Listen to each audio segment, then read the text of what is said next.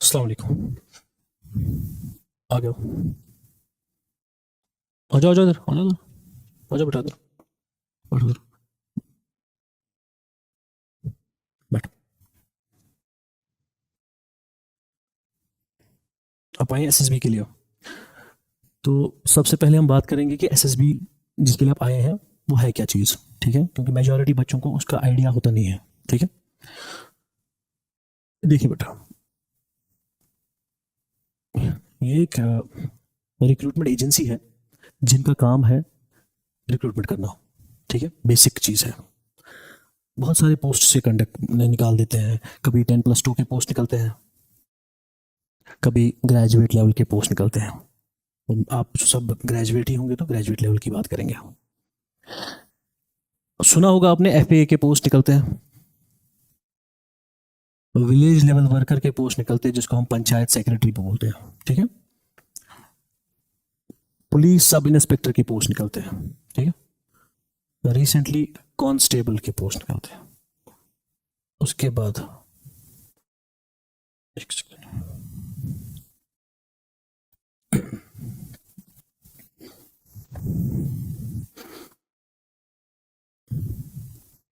Constable के बाद junior assistant.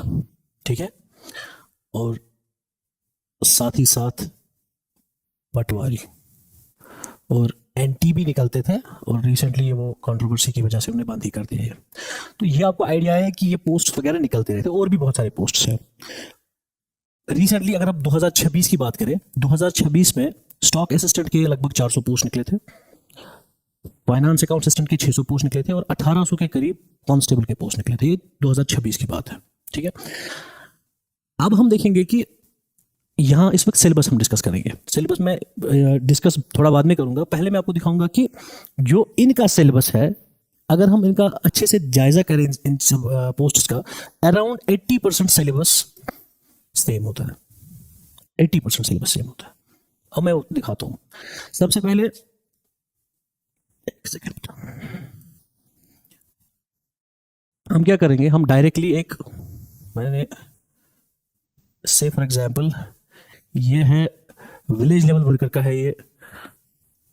ये आपको डिकोड करना आना चाहिए।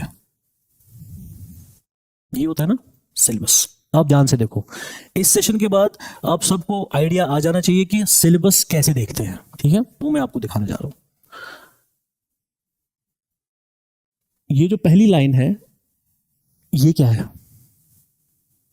Its current affairs, news. News में क्या है इस वक्त? ठीक है, दूसरी लाइन क्या है जरा बताइए? Exactly, geography. तीसरी लाइन क्या है? ज्योग्राफी। ये भी ज्योग्राफी है, ये भी ज्योग्राफी है, ये भी ज्योग्राफी है। ठीक है, इसके बाद क्या आया? इकोनॉमी। Exactly, history. ये क्या है? हिस्ट्री। अब ये क्या है? Exactly, polity. ये को डायरेक्टली साइंस एंड टेक। किसी में साइंस एंड टेक्नोलॉजी होता है, किसी पोस्ट में खाली साइंस होता है, basic science, physics, chemistry, biology. इस वाले जो है पोस्ट में इन्होंने साइंस एंड टेक्नोलॉजी दिया है। इसके बाद क्या है? ईवीएस। समझ आ रहा हूं? ये क्या है?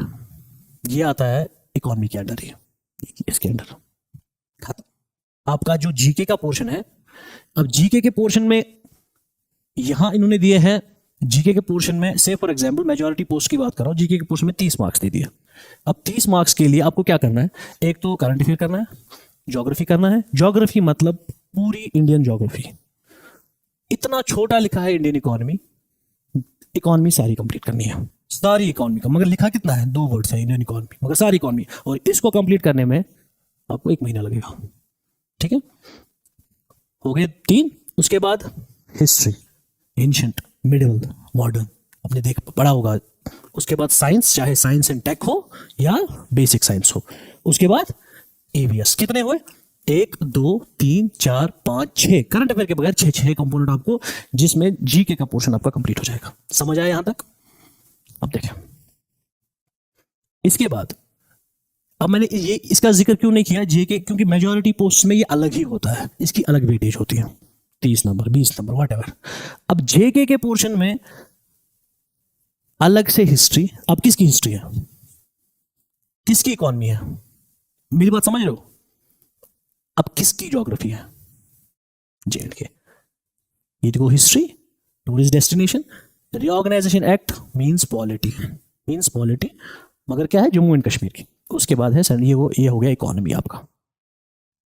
सबसे टफ पोर्शन जीके का पोर्शन और सबसे लेंथी पोर्शन यही होता है, ठीक है। अब देखिए, इंग्लिश हर एक पोस्ट में सेम इंग्लिश होगा, हर एक पोस्ट में यही होंगे, आर्टिकल्स वगैरह, टेंसेस वगैरह यही होंगे। इसके बाद reasoning, number series, letter series, ये मैं आपको डायरेक्टली ना ऑफिशियल सिलेबस दिखा रहा हूं।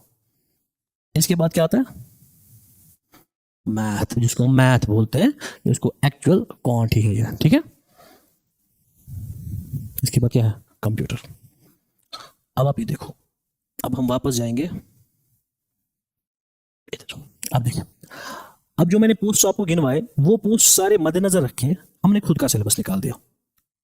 जैसे कि एसआई का सिलेबस है, एसआई का सिलेबस सबसे लेंथी सिलेबस होता है, एसआई का सिलेबस जो होता है बहुत लेंथी होता है, वो जूनियर स्टूडेंट का सिलेबस कम होता है।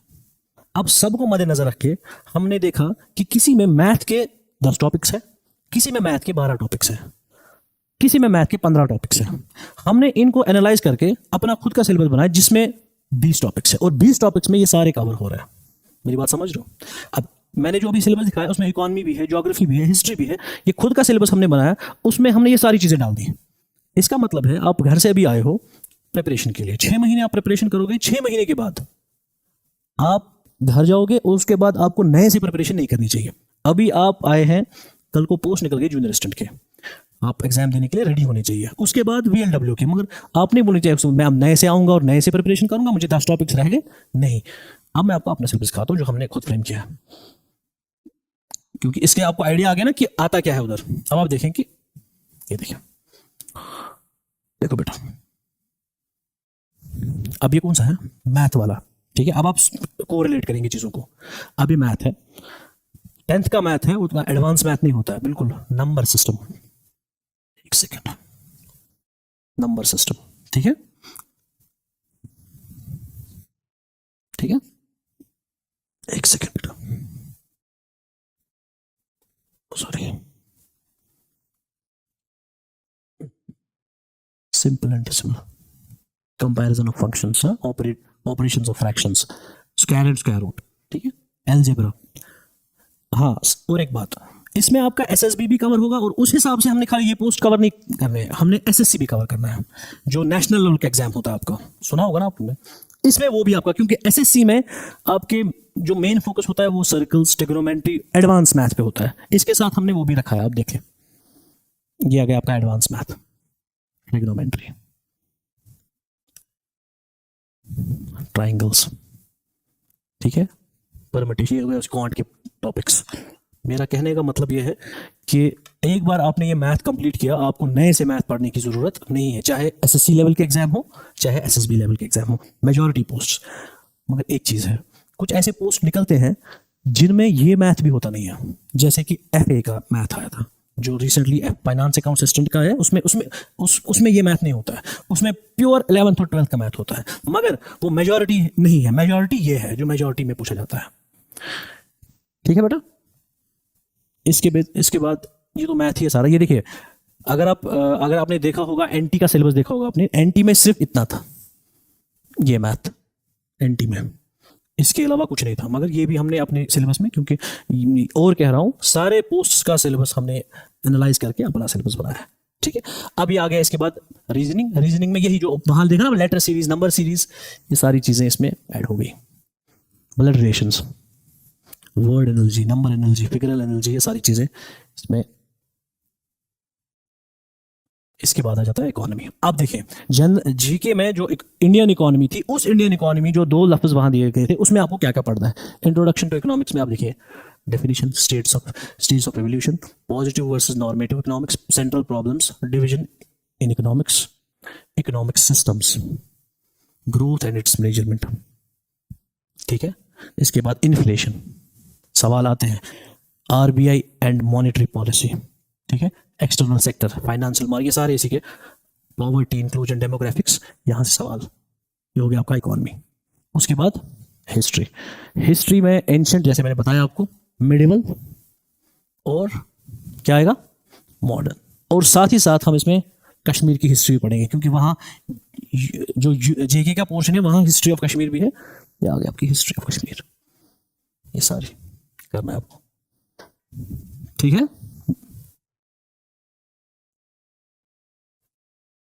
एक सेकेंड, अब देखें वहां लिखा होता है Indian polity. Indian polity, Indian polity में ये सब चीजें, ये सारी चीजें कवर करेंगे।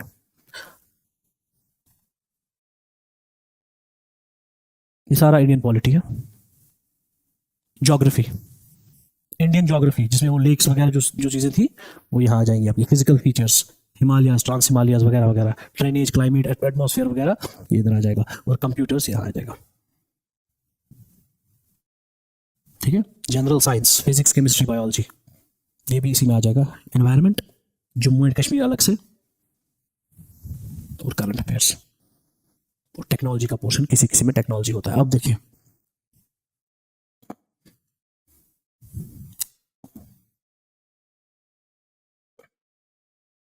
देखिए, अब सबसे पहला पोर्शन जीके। जीके में कितने कंपोनेंट्स है बताइए? पॉलिटी, इकोनॉमी, हिस्ट्री, ज्योग्राफी और ईवीएस और हिस्ट्री करना है ना आपको, जीके कवर करने के लिए। उसके बाद और एक बार इसमें करंट अफेयर भी रहेगा अलग से। सिलेबस समझ आ रहा है? उसके बाद जीके किसका? जम्मू एंड कश्मीर का। क्या रहेगा? पॉलिटी, इकोनॉमी, हिस्ट्री, ज्योग्राफी, ये चार रहेंगे इसमें। 1 2 3 क्वांट, या जिसको मैथ कहेंगे हम। चौथा रीजनिंग, हो गया। उसके बाद पांचवा इंग्लिश, एग्जैक्टली। उसके बाद और बोलिए, साइंस इधर ही आ जाएगा। साइंस एंड टेक भी, या साइंस ही या टेक्नोलॉजी, और आएगा यहां आईटी, यानी कि कंप्यूटर्स। यह है सिलेबस। इसके बाहर एसएसबी में नहीं पूछा जाता है। और अगर आपने रिसेंटली वाइल्ड लाइफ का पेपर किसी ने देखा, वाइल्ड लाइफ जो रिसेंटली एग्जाम हुआ, वाइल्ड लाइफ ने इन्होंने बहुत चेंजेस लाई है अपने क्वेश्चन पैटर्न में, बहुत चेंज लाई है। अब जो है वन लाइनर्स नहीं आ रहे, अब स्टेटमेंट आ रही है। स्टेटमेंट के लिए आपको जो नहीं, वो तो है ही, उसके लिए आपका कॉन्सेप्ट बराबर होना चाहिए। स्टेटमेंट्स बराबर है, सही स्टेटमेंट, उसके लिए जब तक आपके कॉन्सेप्ट्स बराबर ना हो वो आप नहीं कर पाओगे। वाइल्ड लाइफ में अब पैटर्न लग रहा है कि पैटर्न चेंज हो रहा है एसएसबी का।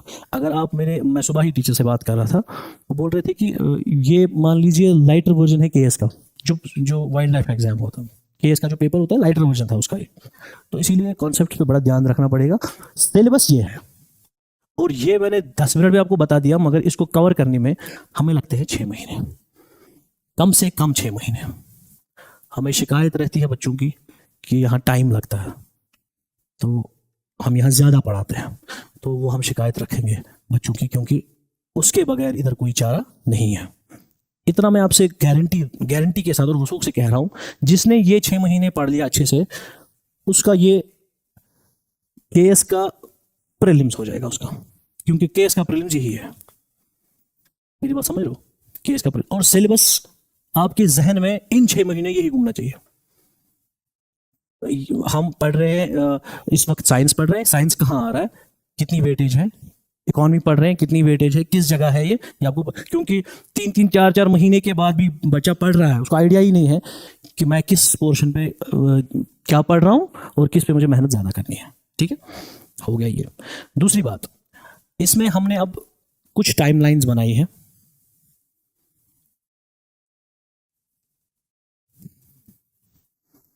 ये 100 टेस्ट लेंगे इसमें आपके, इस सिलेबस के। वो कैसे लेंगे हम? से फॉर एग्जांपल इकोनॉमी है, इकोनॉमी सर पढ़ा रहे, उसकी हमने एक टाइमलाइन बनाई है। इसमें टॉपिक्स है, ठीक है, पहले micro sectional test, 3 topic cover हो गए, इसका टेस्ट, 3 टॉपिक कवर हो गए, इसका टेस्ट, इसको हम कहेंगे माइक्रो सेक्शनल टेस्ट, इनका टेस्ट, इसका टेस्ट और इसका टेस्ट। उसके बाद इसका टेस्ट, इसको क्या कहेंगे, इसको कहेंगे सेक्शनल टेस्ट, एक सेक्शन का टेस्ट। यही हर एक में चलेगा सिवाय 2 के, 2 में ये टेस्ट नहीं होंगे, एक रीजनिंग और मैथ। क्यों? क्योंकि मैथ टीचर वहां पढ़ाता है, समझाता है और करवाता है उधर ही। एक एग्जाम्पल उसने की, एक क्लास को करा रहा ना वहां ही, उसमें ये टेस्ट नहीं होगा। इसके बाद जब आपका सारा कंप्लीट होगा, इसमें आपने सारा सिलेबस कंप्लीट किया, उसके बाद आपके full length test, full length test में सारे आएंगे एग्जैक्ट जैसे आपका जीकेएससीबी का पेपर आता है। ठीक है, पेपर में हर सही सवाल में आपको +2 मिलते हैं, हर गलत जवाब में कितने 0.25 आपके कट जाते हैं। ठीक है, समझ आया सिलेबस किसी को? मैं पूछूं कुछ सवाल? आप कहां से हैं? देखो, लास्ट में 2 चीजें बताता हूं आपको मैं, ये आप याद रखना 2 चीजें। एक चीज है कि मैं वक्त आने पे प्रिपरेशन स्टार्ट करूंगा, वो वक्त कभी नहीं आता है। मैं जो है अभी नहीं, अभी मेरा ये है, ये काम है, ये कंप्लीट होगा, फिर ये काम आएगा तो फिर मैं स्टार्ट करूंगा, वो नहीं आएगा कभी। और अगर आपको ये आइडिया है कि जिनका निकला है, जिनकी सिलेक्शन हुई है, उनका कुछ परफेक्ट एनवायरनमेंट था, ऐसा नहीं है। परफेक्ट एनवायरनमेंट किसी का नहीं होता है, इसी इनपरफेक्शन में ही सिलेक्शन हो जाती है। ठीक है, सबसे पहली बात। दूसरी बात, हमेशा जहन में रखो मैं ये क्यों कर रही हूं। ये 2 चीजें मैं बता रहा हूं। एक तो सबसे पहली बात कि मैं परफेक्ट टाइम का वेट करूंगी या परफेक्ट टाइम का वेट करूंगा, उसके बाद मैं ये क्यों कर रहा हूं। अगर मैं इस वक्त एसएसबी की प्रिपरेशन कर रहा हूं, दिन रात आपको ये जहन में होना चाहिए कि मैं ये क्यों कर रहा हूं, मैं ये किस वजह से कर रहा हूं। वो वजह अपने जहन में बना के रखो।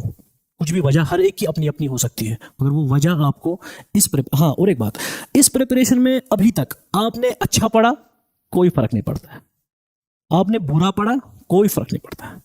आज से आपकी प्रिपरेशन कैसी रहेगी उससे बड़ा फर्क रहता है। ठीक है, ये आपका हो गया सिलेबस। सिलेबस आपने कंप्लीट किया, इधर आपका सारा कंप्लीट हो गया, टेस्ट्स वगैरह भी हो गए, आपका काम कंप्लीट नहीं हुआ। ठीक है, इतना ही नहीं है, ये सबसे इजी टास्क है आपके लिए। आप क्या कर रहे हो, आप यहां आ रहे हो, यहां बैठ रहे हो, सर बता रहा, आप नोट्स लिख रहे हो, दैट्स इट। ये सबसे आसान है, मुश्किल है इसके बाहर। मेरी बात समझ रहे हो?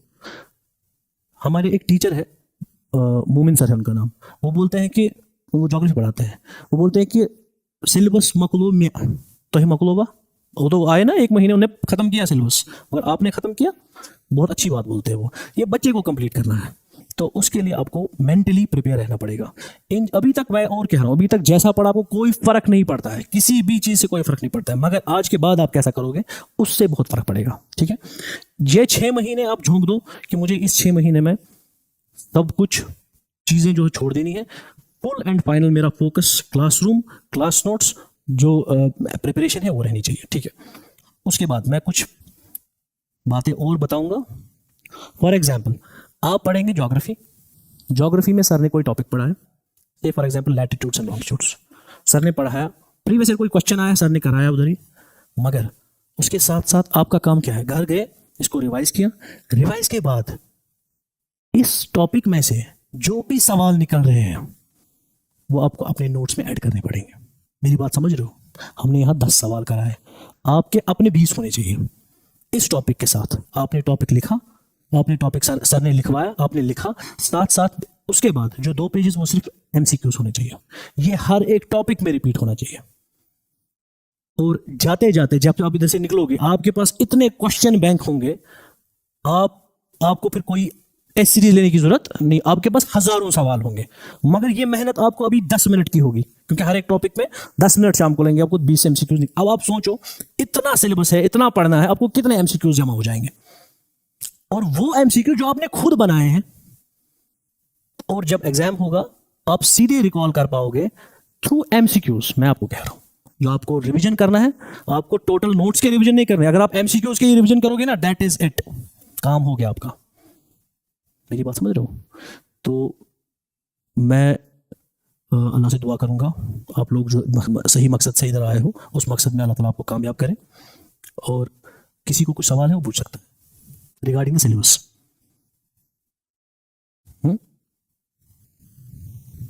इसमें आपके 11 टीचर्स होंगे ना, 11 टीचर है, किसी किसी कंपोनेंट में 2 टीचर है, किसी किसी कंपोनेंट में एक एक टीचर है। कुल मिला के 11 टीचर्स हैं जो आपको यहाँ ये सिलेबस कवर करके देंगे।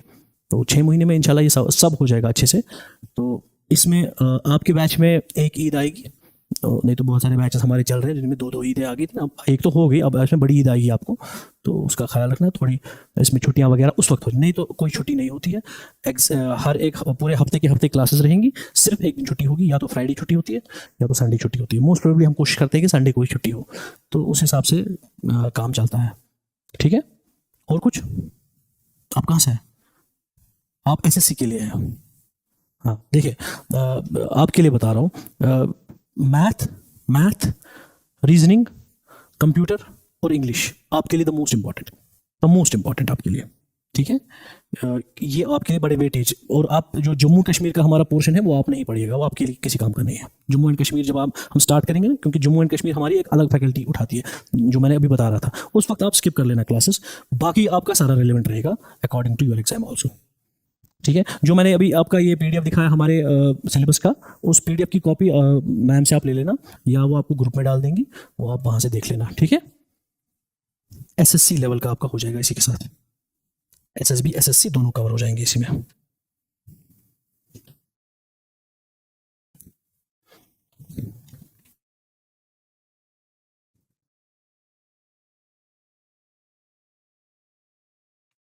बोले बेचा क्या? आप कहाँ से हैं? बोले।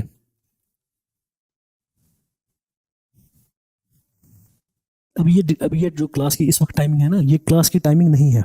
ये फिलहाल हमारी ओरिएंटेशन चल रही है, 2 दिन चलेगी।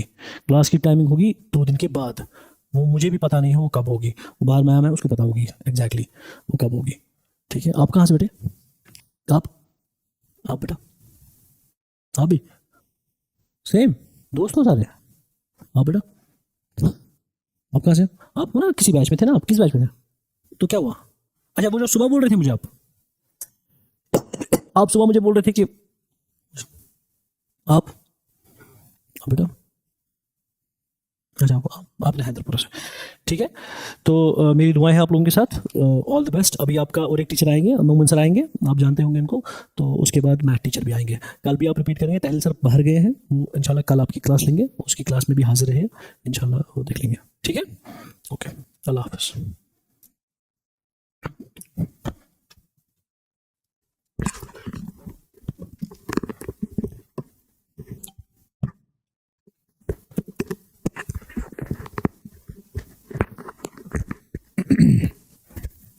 चलिए, किया है मशवरा? अपने आप से, आई मीन से अपने आप से मशवरा किया है कि पढ़ना है सच में? हाँ, किया है मशवरा सच में? पक्का कंफर्म? कैसे देखते हैं, कैसे पढ़ाते हैं, देखते हैं चक्कर वक्कर मारेंगे हाँ, शहर तक, फिर क्या? सच में दिल को तसल्ली दी है कि हाँ करना है। देखो जब तक एक इंसान को अपना विजन नहीं होगा ना, तब तक इंसान कुछ भी करे, तब तक कुछ भी होने वाला नहीं है। क्लियर? कुछ भी आप करें, जब तक आप अपना विजन ना बनाएंगे। फॉर एग्जाम्पल, मैं यहाँ पर रहता हूँ, ये मेरी स्टेज है, माई विजन इज दिस, जहाँ मैं देख रहा हूँ। क्लियर? सो इसको यहाँ तक जाते जाते मुझे कितना टाइम लगेगा आई don't no, but it depends कि आप कहाँ कहाँ कंप्रोमाइज करते हो। बताओ, अपने विजन को हासिल करने के लिए आप कहाँ किन किन चीज़ों के साथ कंप्रोमाइज करते हो? अगर आप कंप्रोमाइज करते हो ना, दैट मीन्स कि आपका टाइम कबर तक आएगा, लेकिन यहाँ तक कभी नहीं पहुँचोगे। सिंपल बात, सिंपल एंड स्ट्रेट। सो इसलिए मैं कहता हूँ कि बड़े लोग कौन होते हैं? बड़े लोग वो होते हैं जिनका बड़ा ख्वाब होता है, और जिनका बड़ा ख्वाब होता है उसके बाद उसको हासिल करने के लिए किसी भी चीज़ का कंप्रोमाइज नहीं करते। दूसरी बात, अक्सर मैंने यहाँ पर देखा, बच्चे जो है ना, बच्चे कहते हैं कि सर हम पढ़ते हैं, हम बहुत मेहनत करते हैं, and what we do is we do what we call as struggle. इसको स्ट्रगल कहते हैं जो आप पढ़ते हो। भाई पढ़ ही रहे हो ना, और क्या कर रहे हो? स्ट्रगल किसको कहते हैं? एक लड़का अगर पढ़ रहा है तो वो पे खुद कर रहा है, पे खुद कर रहा है। सेकंड, वो क्या करता है? एक पे भी कर रहा है, सेकंड वो खुद से टाइम भी निकालता है। क्लियर? टाइम भी खुद से निकालता है और पे भी खुद से ही कर रहा है, और रीड जो है या मैं कह सकता हूँ प्रिपरेशन जो है वो भी खुद से कर रहा है, यानी सब कुछ पे भी खुद कर रहा है, कमा रहा है, टाइम भी खुद से निकाल रहा है और फिर पढ़ भी रहा है। I call this as a struggle. लेकिन आपको पे करता है फादर, आपको टाइम देता है फादर, आपको सब कुछ फादर करता है, उसके बाद आप कहते हो मैं कर रहा हूँ स्ट्रगल। कौन स्ट्रगल है? Is struggle. I have seen the people from, I have friend, he is from Jharkhand. उसको मैंने एक बार बोला कि चाय पीते हैं, उसने कहा कि नहीं मैं चाय नहीं पीऊंगा। मैंने उसको बोला कि मैं पिलाता हूँ, उसने कहा ठीक है आ जाओ। आपने क्या सोचा इसके बारे में? क्या लगता है आपको? क्या क्या क्या आपके दिमाग में क्या है? उसने क्यों बोला चलो ठीक है? नहीं, चाय का कौन सा इन्वेस्ट है? 20 रुपए का है, कौन सा बिजनेस करना है? नहीं, 20 रुपए क्या है? समझो आपने क्या समझा इस बात को लेके कि उसको मैंने कहा चाय पीते हैं, सुबह की चाय, जबकि सब सुबह चाय पीते ना। ये मत है वो कि चलो 12 बजे चाय पीएंगे, सोचेगा इंसान यार कौन 50 रुपए खर्च करेगा। सुबह की चाय तो आप यूजुअली पीते ही हो, चाहे आप मीठी वाली पीते हो या नमकीन वाली पीते हो। आपने क्या समझा इस बात को लेके कि मैंने उसको कहा कि चाय पीते हो, उसने कहा कि नहीं, मैंने कहा मैं पिलाता हूँ, उसने कहा ठीक है। मैं बताऊं उसका मतलब ये था कि मुझे भी ऐसा ही हुआ था कि ये कितना कि कैसा बंदा है कि 20 रुपए को लेके इसको ये हो रहा था। लेकिन असली पॉइंट ये है कि मैंने उसको कहा आते आते, जब हम चाय पी खत्म की, मैंने पे किया, मैंने उसको बोला कि आपको मैंने कहा था चाय पीएंगे, आपने नहीं कहा। फिर मैंने कहा मैं पिलाऊंगा, तो आपने क्यों बोला कि हाँ? बोला कि मैं 2 महीने से मैंने चाय नहीं पी क्योंकि मेरे पास पैसे आएंगे। 2 महीने मैं मत करता नहीं मैं तो। मुझे एक बात आप बोलो, आपने कब सुबह का खाना नहीं खाया है? कभी ऐसा हुआ है? कभी ऐसा हुआ है? स्ट्रगल होती है, इसको स्ट्रगल थोड़ी कहते हैं। आपको खाना भी है, आपको कपड़े भी है, आपको पता है मुझे शाम को खाना खाना है। You have never been what we call as UP, you have never been in Orissa, you have never been in the state called Bihar, you go there. लोगों को पता नहीं होता कि शाम को खाना खाना कि नहीं खाना है। ये हमें लगता है कि अजीब बातें हैं। जब मैं छोटा था ना, फिर जो बाहर जाते थे लोग, वो मुझे कहते थे कि वहाँ की हवा बहुत गर्म होती है। मैंने कहा हवा तो ठंड होती है, हवा कैसी गर्म होती है? फिर जब मैं गया बाहर, फिर मैं जब बाहर बैठा तो फिर मुझे पता चला कि हाँ सच में हवा भी गर्म होती है। सो जिस चीज़ का आपको फीलिंग नहीं होती ना, एहसास नहीं होता ना, वो आप कहते हो कि ये क्या, कौन सा बड़ा मसला है। लेकिन जिस दिन आपको खुद पर असर होती है ना, फिर आप कहते हो कि हाँ भाई कुछ तो गड़बड़ है, कुछ तो सही है। इसलिए मैं कहता हूँ कि हर कोई इंसान कहता है मैं स्ट्रगल कर रहा हूँ। नहीं, क्या स्ट्रगल करते हो? मैं कहता हूँ पढ़ ही रहे हो ना, और क्या कर रहे हो? ये कौन स्ट्रगल है? तो काम है ना आपका। चलो छोड़ो, आप कहेंगे सर मैं पढ़ूंगा नहीं, आप में से सब कल यहाँ नहीं होंगे। मैं आपको वो लिख के देता हूँ, लिखो यहाँ पर, सब आप यहाँ नहीं होंगे। लेकिन मैं ये भी कहूंगा आपको कि पढ़ाई को छोड़िए, फिर कहाँ जाओगे, क्या करोगे उसके अलावा? या तो आज ही सोचो कि मुझे पढ़ना ही नहीं है, बात खत्म। या तो अगर आपने ठान लिया है कि मुझे पढ़ना है, फिर पीछे क्यों हटना है? और क्या करोगे मुझे बताओ, और क्या करोगे? फॉर एग्जाम्पल यहाँ पर है कितने भी लोग, जितने भी हैं 10 20 जितने भी लोग यहाँ पर है, 50 लोग हैं। मुझे बताओ सिर्फ 50 लोगों में ही कंपटीशन है? 50 पोस्ट निकलेंगे, 50 लड़के पीछे हैं? नहीं। अगर हमें निकलती है ना फॉर एग्जाम्पल 200 पोस्ट के लिए पीछे होते हैं 2 लाख कैंडिडेट, सर नो। अगर आपको क्लास में भीड़ नहीं दिखती ना, लेकिन हमेशा याद रखना जिस दिन एग्जाम का डेट होता है ना, इस दिन देखना कि कितना ट्रैफिक जाम होता है कश्मीर में। सही गलत है? सही। फिर उसके बाद अगर कुछ गड़बड़ हुआ तो फिर हुआ कैंसिल, है ना? फिर कैंसिल के बाद फिर से आया एग्जाम डेट से पहले फिर हुआ कुछ गड़बड़ तो हो गई कैंसिल। फिर आपको ये 2 साल तक आपको ही खींचता है। मुझे बता 2 साल तक आप एक ही चीज के पीछे कैसे रह पाओगे? That's not possible. लेकिन याद रखना, इसलिए मैं कहता हूं आप क्या करें आप सबसे इंपॉर्टेंट मैं ये बोलूंगा, आप सबसे स्ट्रांग करें। सब लोग मैं कहता हूं आप मैथ्स को स्ट्रांग करें। मैं आपको ये क्लियर बोलूंगा, जिसका मैथ्स अच्छा नहीं ना, वो आज ही लिख के लेना कि उसको जॉब मिलना बहुत मुश्किल है। हाँ मुझे कमजोर है, सो व्हाट, लेकिन कोशिश करूंगा ना मैं उसको अच्छा करने की। अच्छा मुझे अगर मैथ्स में 10 है, 10 में से तो कम से कम मुझे 5 आने चाहिए ना, 5। नहीं मैथ्स मेरा अच्छा नहीं है, सो व्हाट। देखो फॉर एग्जाम्पल, अगर आप में से कोई लड़का ऐसा है जिसको मैथ्स बहुत कमजोर है, लेकिन उसका इंग्लिश उतना ही स्ट्रांग है, सर नो, उसका ज्योग्राफी उतना स्ट्रांग है, लेकिन यहाँ पर मैथ्स क्या है? वीक। जैसे चलो किसका मैथ्स स्ट्रांग है ना, मैथ्स बहुत ही स्ट्रांग है उस बंदे को, लेकिन उतना ही उसको कंप्यूटर जो है ना वो वीक होगा। तो इसका मतलब है everyone among you are in the same boat. आप ये नहीं समझना कि उसका वो वाला सब्जेक्ट अच्छा है, नहीं तुम्हारा कुछ और होगा ना अच्छा। आप में से बहुत सारे पीजी होंगे ना, आप में से बहुत सारे पीजी होंगे, किसी ने किया होगा पीजी ज्योग्राफी में, किसी ने पॉलिटी में, किसी ने इकोनॉमी में, किसी ने किसी और सब्जेक्ट में। कुछ ना कुछ तो सब्जेक्ट आपका जरूर स्ट्रांग होगा, लेकिन वही सब्जेक्ट उसको कमजोर होगा। जिसका मैथ अच्छा है उसका इंग्लिश कमजोर है, जिसका इंग्लिश अच्छा है उसका मैथ्स कमजोर। तो हर जगह आप कहीं ना कहीं कमजोर हो, लेकिन कमजोर को क्या करना है? हाँ ना, अगर आज करिए 2 सुधार का, वहां क्यों नहीं वेट करते हो आप? वहां क्यों नहीं वेट करते हो आप? क्योंकि आपको हर रोज पेन होती है। अगर आपको सच में अपनी करियर की पेन होगी ना, तो आप इसके लिए भी नहीं रुकोगे। या आपको लगता है कि मैं आपको बातें सुना रहा हूं, आपको आदमी को हजम नहीं होती है बात, लेकिन हजम उस दिन होती है जिस दिन घर की जिम्मेदारी आपके कंधों पर होगी। क्लियर? खास मैं लड़कों को कहता हूँ, लड़कों को इसलिए मैं कहता हूँ क्योंकि घर इनको नहीं चलाना है, घर आपको चलाना है।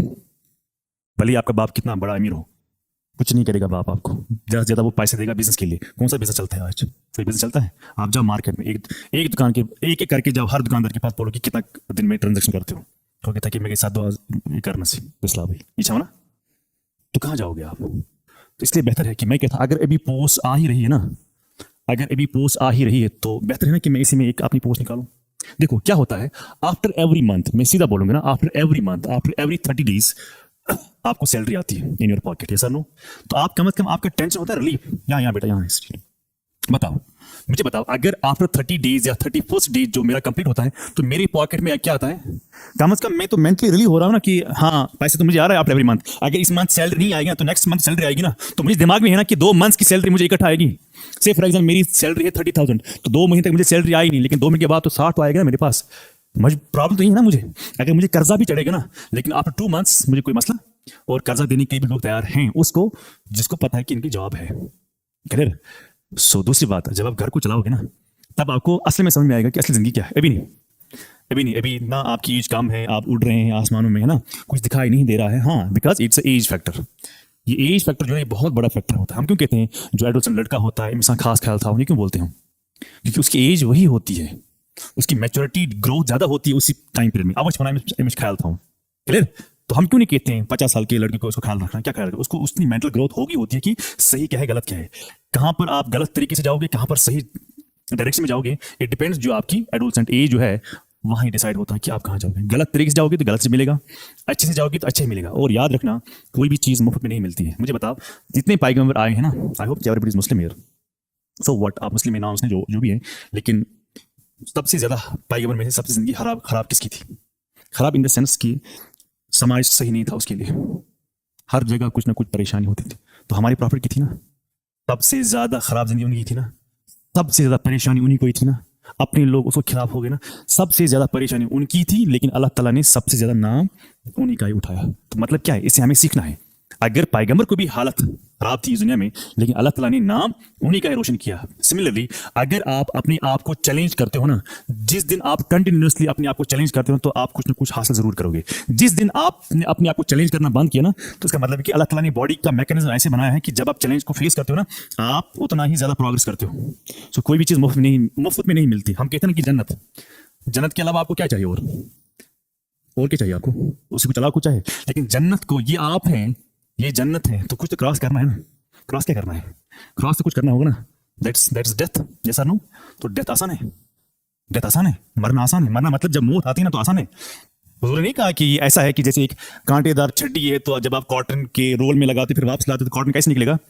छड़ी खाली निकलेगी नहीं ना, वो कॉटन को अपने साथ लेके आएगी। इसका मतलब ये हुआ कि ये जो पीरियड है ना, ये बहुत ही खतरनाक होती है, लेकिन तभी तो आप यहां पहुंचोगे ना। सो गोया जो भी चीज आपको, जन्नत का मतलब है कि आपकी गवर्नमेंट जॉब, फॉर एग्जाम्पल आपकी गवर्नमेंट जॉब आपके लिए इस दुनिया में जन्नत है सर। इतना ही, हर कोई परेशानी खत्म। माशी आपकी हालत जब सही होती है ना, तो आप बहुत सारे प्रॉब्लम्स को सामना कर पाते हो। फॉर एग्जाम्पल एक लड़का है, उसको 30,000 उसके पॉकेट में हर महीने आता है, बिकॉज ही इज VLW, उसको जॉब मिल गई है। फॉर एग्जाम्पल खुदा न खास्ता अगर उसके घर में कोई परेशानी हो गई है, छोटी सी परेशानी, बड़ी सी परेशानी, और या उससे बड़ी सी परेशानी, दूसरा भी लड़का है, he is not doing anything, अगर इसको छोटी सी प्रॉब्लम भी आएगी ना, ये उसको बर्दाश्त नहीं कर पाएगा। अगर इसको कितनी बड़ी प्रॉब्लम आएगी ना, तभी बर्दाश्त कर पाए। क्यों? क्योंकि फाइनेंशियल स्ट्रांग है। क्लियर? अगर मेरे घर में कुछ हो भी जाएगा, लेकिन मैं फाइनेंशियल स्ट्रांग हूं, तो मैं उसको विदस्टैंड कर पाऊंगा। लेकिन अगर मुझे छोटी भी प्रॉब्लम आएगी ना, फिर मैं फाइनेंशियल स्ट्रांग नहीं हूं तो मैं टूट जाऊंगा। सो टूटने से बेहतर क्या है? अपने आप को स्ट्रांग करना, क्योंकि मुसीबत आएगी, आज नहीं, कल नहीं, तो परसों आएगी, उसको सामना करना है। आपको अल्लाह ताला ने कहा कि मैंने जिंदगी बनाई तुम्हारे लिए आसान। कहीं कहा है अल्लाह ताला ने मेरी जिंदगी आसान बनाई आपके लिए? नहीं बनाई ना आसान। तो इसका मतलब क्या हुआ कि हर मोड़ पर कुछ ना कुछ हो ही जाएगा। कभी बीमार हो जाओगे, कभी घर में कोई मर जाएगा, कभी घर में कुछ और हो जाएगा, कभी नुकसान हो जाएगा बिजनेस में, कभी कुछ और हो जाएगा। अल्लाह ताला ने कहा कि मैं आपको करूंगा, ये आपके लिए इम्तिहान है। लेकिन इम्तिहान तो है, तो मैं तो इंसान ही हूं ना, मैं मत पैगंबर, मैं मत हूं कोई फरिश्ता, मैं मॉन्स्टर्स का कोई और मैं हूं, मैं तो नॉर्मल इंसान हूं ना मैं, तो मैं टूट ही जाऊंगा। लेकिन टूटने से बेहतर क्या है, मैं पहले क्या करूं, अपने आप को स्ट्रांग करूं। अगर आप फाइनेंशियली स्ट्रांग हैं तो आपको दुनिया में हर जगह, हर माशरे में आपको इज्जत है। नहीं फाइनेंशियली, देखो मैं आपको ये नहीं समझा रहा हूँ, आप मुझे ज़्यादा बेहतर जानते हो इस बात को। आप बैठो, आपका भाई अगर गवर्नमेंट जॉब करता है तो आप देखना, जब आप मोहल्ले में, गाँव में इकट्ठा निकलते हैं, सब बात करते हैं आपके भाई के साथ, आपके साथ कोई बात नहीं करता। कैसा नो? ये कौन? क्या अगर आप कितने भी अच्छे अपने भाई से हो ना, कितने भी अच्छे हो, हर एंगल से अच्छे हो, लेकिन लोगों की नज़र में आप अच्छे है ही नहीं हो। क्यों नहीं हो? क्योंकि आप कुछ नहीं करते हो। आपका भाई से 30,000 कौन सा मसला है, लेकिन भाई कमाता है 30,000, सलाम उसी को ही है, इज्जत उसी को ही है। आप जहां पर जाओगे, शादी में जाओगे, लेकिन क्योंकि शादी में लोग क्या करते हैं, नमक छिड़कते हैं ना, जहां पर आप शादी में जाते हो बातें वहां पर उठती है। तो ये उसका लड़का है, इसको 2 साल हो गए घर में, कुछ नहीं कर रहा है। अच्छा, दूसरी बात मैं आपको ये भी कहूंगा कि डोंट टेल एनीवन कि मैं प्रिपरेशन कर रहा हूँ किसी एग्जाम के लिए, बिकॉज आपको रिश्तेदार बोलेंगे अच्छा से क्या करा होता एग्जाम इंसान शाम कैसा वो नहीं 10 फिर वो छिड़कते हैं ना नमक, क्या कर रहा मुझे मत पता मैं कैसा हूँ पानस। आप इस चीज से आप अभी नहीं गुजर रहे ना, आपको गुजरने वाला है, ये पीरियड भी आप गुजारोगे। लेकिन जब ये गुजारोगे ना तब आपको पता चलेगा कि उस टाइम पर क्या क्या हाल होती है। जब मैं पढ़ता था ना, जब मैं प्रिपरेशन करता था, मेरे पूरे गाँव को पता चला कि मैं पढ़ता हूँ आईएएस के लिए। क्लियर? अब उनको पता है कि मेरा नहीं हुआ, 1 साल नहीं हुआ, 2 साल नहीं हुआ। फिर जब मैं एक ही दिन घर से बाहर निकलता था, दैट्स कॉल्ड फ्राइडे, क्योंकि नमाज थी, मैं सिर्फ एक दिन जाता हफ्ते में नमाज पढ़ने के लिए। पता है क्यों? उसका भी कारण ये ना, पब्लिक। तो जब सलाम फिरते हैं ना, राइट फिरते हैं ना सलाम, सब पे राइट, मुझे सब मोले सलाम फिर रहे हैं ब्याह बोसान चलो मंगार। वाई बिकॉज वाई क्योंकि मुझे पता था अगर मैंने दूसरी सलाम भी फेरी ना उनके साथ तो बाहर जाके मुझे मिलेंगे, मुझे बोलेंगे क्या कह रहा था एग्जाम से, और मुझे हर इंसान को जवाब देना है, क्योंकि उनको पता है इसका हुआ ही नहीं है ना। तभी मुझे पूछेंगे, क्यों पूछेंगे? क्योंकि जब तक मेरा नहीं हो रहा तब तक वो खुश हैं, जिस मेरा हो जाएगा ना उसके बाद फिर मैं खुश हूँ, फिर उनको उदासी है। तो अब आप खुद को उदास करना है या लोगों को उदास करना? लोगों को उदास करने में बहुत मजा है, मगर एक होता है वो उदास करना कि आप लोगों को बुरा भला कहोगे, आप लोगों को तंग करोगे। नहीं, बोलते ना कि सबसे जो बड़ी ताकत होती है ना वो आपकी कामयाबी होती है। कामयाबी हासिल हुई तो फिर सब लोग आपको सलाम करेंगे, नहीं हुई तो सब लोग फिर खुश हैं। अपने में अपनी की बात करूं, जितने जो आपके बहुत क्लोज है ना, डियर्स जो आपके हैं, मैं ये कह सकता हूं कि 100% मैं गारंटी के साथ ये बोलता हूं, ऑन कैमरा कह रहा हूं, वो खुश तब तक हैं आपके साथ जब तक आप पीछे हो। जिस दिन आप उनके बच्चों से आगे गए ना, फिर तो तुम ठीक नहीं हो। ये मैं क्लियर करूंगा आज आपसे, क्योंकि आप शायद अभी छोटे हो इस मामले में, लेकिन आप बड़े हो रहे हो आप, और मेक श्योर कि आप डोंट लेट द पीपल, हाँ, कि शादी में, गांव में, मार्केट में आपकी बातें हो, हाँ होने दो, लेकिन खिलाफ ही हो, लेकिन तब हो जब आप कामयाब हो। आप कुछ नहीं है फिर आप कहो कि मेरे बारे में क्यों बात करेंगे, असंकारक थोप नहीं कर पाओगे ना। इसलिए मैं कहता हूं कि मेक श्योर कि आप मेहनत करें। क्लियर? एक विजन बनाओ, एक सेट करो गोल कि मुझे यहां तक पहुंचना है, मुझे जाना है, चाहे आपका आईएएस टारगेट हो, एसएसबी टारगेट हो, जो भी आपका दिल और दिमाग कहता है ना, एक सेट करो, मुझे, मैं यहां पर हूं, आई एम हियर, मुझे यहां पर पहुंचना है, चाहे फिर मुझे क्या भी हो, इस चीज का भी सामना करना हो, चाहे मुझे मजदूरी करना हो बीच बीच में, क्योंकि मेरे पास पैसे कम है, जो भी आपको करना पड़ेगा ना आप करो। मेरा एक दोस्त है, वो पढ़ाता है बिहार में, वो पढ़ाता है डिफरेंट स्टेट्स में वो जाता है। उसने मुझे कहा एक बार, उसने यहाँ पर पढ़ा है, कश्मीर में पढ़ा है पहले उसने मुझे कहा कि भाई मैं आसाम गया, मैं बिहार गया, एक लड़का सुबह एक समोसा खाता है, तो सुबह 10 से लेकर शाम के 6 बजे तक वो क्लास में बैठता है। सुबह से 10 से लेकर शाम के 6 बजे तक एक समोसा वो खाता है, उसके बाद इतने घंटे वो बैठता है क्लास में। मैं क्वेश्चन देता हूँ, 10 लेट बात है मेहनत तो धान में क्लास में, मुझे अगर मेहनत अगर बैठ भी जाएंगे ना तो 10 मिनट में 10 बार नींद करेंगे। असल में हम रेडी नहीं है ना, आपको पता ही नहीं मुझे क्या करना है। आप सब चाहते हो कि मुझे नौकरी मिलनी चाहिए, लेकिन उसके लिए जो आपको भुगतना पड़ेगा उसके लिए आप तैयार नहीं हो। इसलिए आप थोड़ा ना आज घर जाएं, आप थोड़ा सोचें कि सर ने क्या कहा कि भाई लाइफ इजी नहीं है। अभी चल रहा है, अभी माँ बाप खाना दे रहे हैं ना, अभी चल रहा है, ठीक है, मजा है, लेकिन जिस दिन बाप से पैसा बंद हो जाएगा ना, जिस दिन खुद चलाना पड़ेगा ना घर को, तब आपको पता चलेगा सर यार ये जो लाइफ है ना, हम क्यों कहते हैं, अक्सर आपने देखा होगा कि कुछ लोग ये कहते हैं बेहतर मारने, क्यों कहते हैं? वाई? क्योंकि उसको वो फाइनेंशियल बहुत कमजोर हुआ होता है, इसलिए वो कहता है बेहतर मारने। अच्छा, अगर वो कामयाब नहीं हो रहा ना, सीधा कुछ लोग कहा चुका हूं तो मुझे मारने आदि, आप देखो कि क्या स्टेटमेंट अंदर से निकल के आती है। कोई अच्छी गाड़ी लाता है, कोई अच्छा मकान बनाता है, इस दफा एमसी मारने आदि। लेकिन अगर तेरे पास ही पैसा होता ना, आप भी वही करते ना, आप भी वही करते। क्या अच्छी गाड़ी होना, अच्छा मकान होना गलत बात है? गलत मत है, ना रिलीजियसली ना सोसाइटी के हिसाब से। तो मुझे ये आप बताएं, इतना ही आप बताएं कि आप अपने आप को, देखो मैं कहता हूँ दीन सिखाता है हमें, you should be a Muslim should be financially very strong. जब फाइनेंशियली बहुत स्ट्रांग होते हैं तो आप कोई भी काम कर पाओगे, कुछ भी कर सकते हो। जब आप खुद ही फाइनेंशियली कमजोर हो गए हो फिर कौन सा काम करोगे? जो अपना घर नहीं चला सकता है वो मोहल्ले में कौन सी बात कर सकता है? क्लियर? अंडरस्टैंड? क्या हमारे मोहल्लों में प्रॉब्लम नहीं है? चाहे बिजली के लेट हो, पानी के लेट हो, गरीबी के लेट हो, क्या आप उसको सॉल्व नहीं कर सकते हो अगर अल्लाह ताला ने आपको उतना शोर दिया है तो? लेकिन वो तब होगा ना जब आपको फाइनेंशियल स्ट्रांग होंगे। तो फाइनेंशियल पहले आप अपने आप को स्ट्रांग करो। वो कैसे होगा? जब आपको जॉब मिलेगी। लेकिन जॉब हासिल करने के लिए तो आपको किसी फेज से गुजरना होगा। जो आप यहाँ पर चेयर पर बैठे हो, मैं जानता हूँ कि यहाँ पर इजी बैठना नहीं है, ये बहुत मुश्किल है, लेकिन उतना भी मुश्किल नहीं जितना ये मुश्किल है। आप कहेंगे सर नहीं आप क्या बोल रहे हैं, क्योंकि I had been there, so you are not here. When you will come here then you will realize. कभी कभार मुझे लगता है पढ़ते पढ़ते यार मुझे हिम्मत नहीं, मैं नहीं पढ़ाऊंगा, लेकिन क्लास को नहीं छोड़ रहा हूँ। अगर चाहे उसी क्लास में बुनियाद नेवर चाहे नीर बैका नहीं रहता, फर्क है ना आप और मेरे में। अगर आप नहीं पढ़ोगे ना आज शाम को, मुझे तब भी, अगर मैं बीमार भी हो जाऊंगा, मुझे कितनी बार काम पड़ेगा, तभी मुझे कल के लेक्चर के लिए पढ़ना है। आप पढ़े या ना पढ़े कोई फर्क नहीं पड़ता है क्लास में, लेकिन टीचर को पढ़ना है। So I was a student like you but not exactly what you are. ठीक है ना, तो थोड़ा मेहनत करें आप, क्लियर ना, उधर इधर ना देखें वो क्या कर रहा है, ये क्या कर रही है, मुझे क्या करना है, नहीं, आप सिर्फ देखो कि जिस ट्रैक पर मैं आया हूं, क्या मेरा विजन, जो मेरा ये पॉइंट है जहां पर मुझे पहुंचना है, क्या मैं उसके लिए काम कर रहा हूं कि नहीं कर रहा हूं। देखो, फजूल जिंदगी मत बनाओ, फजूल मत बनाओ जिंदगी। आप ये नहीं कहना कि उसने कुछ नहीं किया तो उसको मिल गया बहुत कुछ, भाई ये उसके हाथ में है, तुम्हारे हाथ में क्या है? क्या आपको ये कहा अल्लाह ताला ने, आप बैठो मैंने आपका तकदीर लिखा है, आपको मैं दूंगा जो आपको मिलेगा? फिर हमने गलत समझा है दीन को, हर मजहब का, जिसको जिसको आप फॉलो करते हो, फिर आपने अपने मजहब को क्या किया है, फॉलो अंडरस्टैंड किया है गलत। मुझे बताओ, जब सहाबी जंग करने जाते थे, फरिश्ता आया, मदद की फरिश्ते ने? आप मुझे बताओ, सहाबी ने अपनी गर्दन नहीं दी, तब जाके दीन तो आगे चला ना। तो उनको फरिश्ते क्यों नहीं आए? तो अल्लाह ताला कहता ना कि आप करो, आपको अपना खून माल सब कुछ देना होगा, तब जाके दीन चलेगा आगे। ऐसा होता ही मुफ्ती, आप उसने वैल्यू की, अगर ऐसे पे ना गर्दन दी।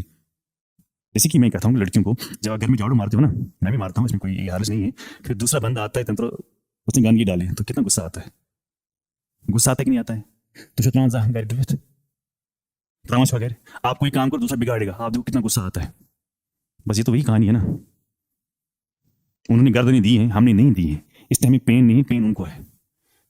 अगर कुछ प्रांसर भाई नमाज का सर, पता है सर्वे क्या है, नया सर्वे क्या है, न्यू सर्वे क्या है? 90% of Muslim population don't offer 5 times a day. मानोगे आप? ये सर्वे है, ये कुछ दिन का सर्वे है ये, कि सिर्फ 10% लोग ही ऐसे हैं जो 5 टाइम्स प्रे करते हैं। ये क्या करते हैं? ये 2 टाइम्स करते हैं, 3 टाइम्स करते हैं, 1 टाइम करते हैं, या तो करते ही नहीं है।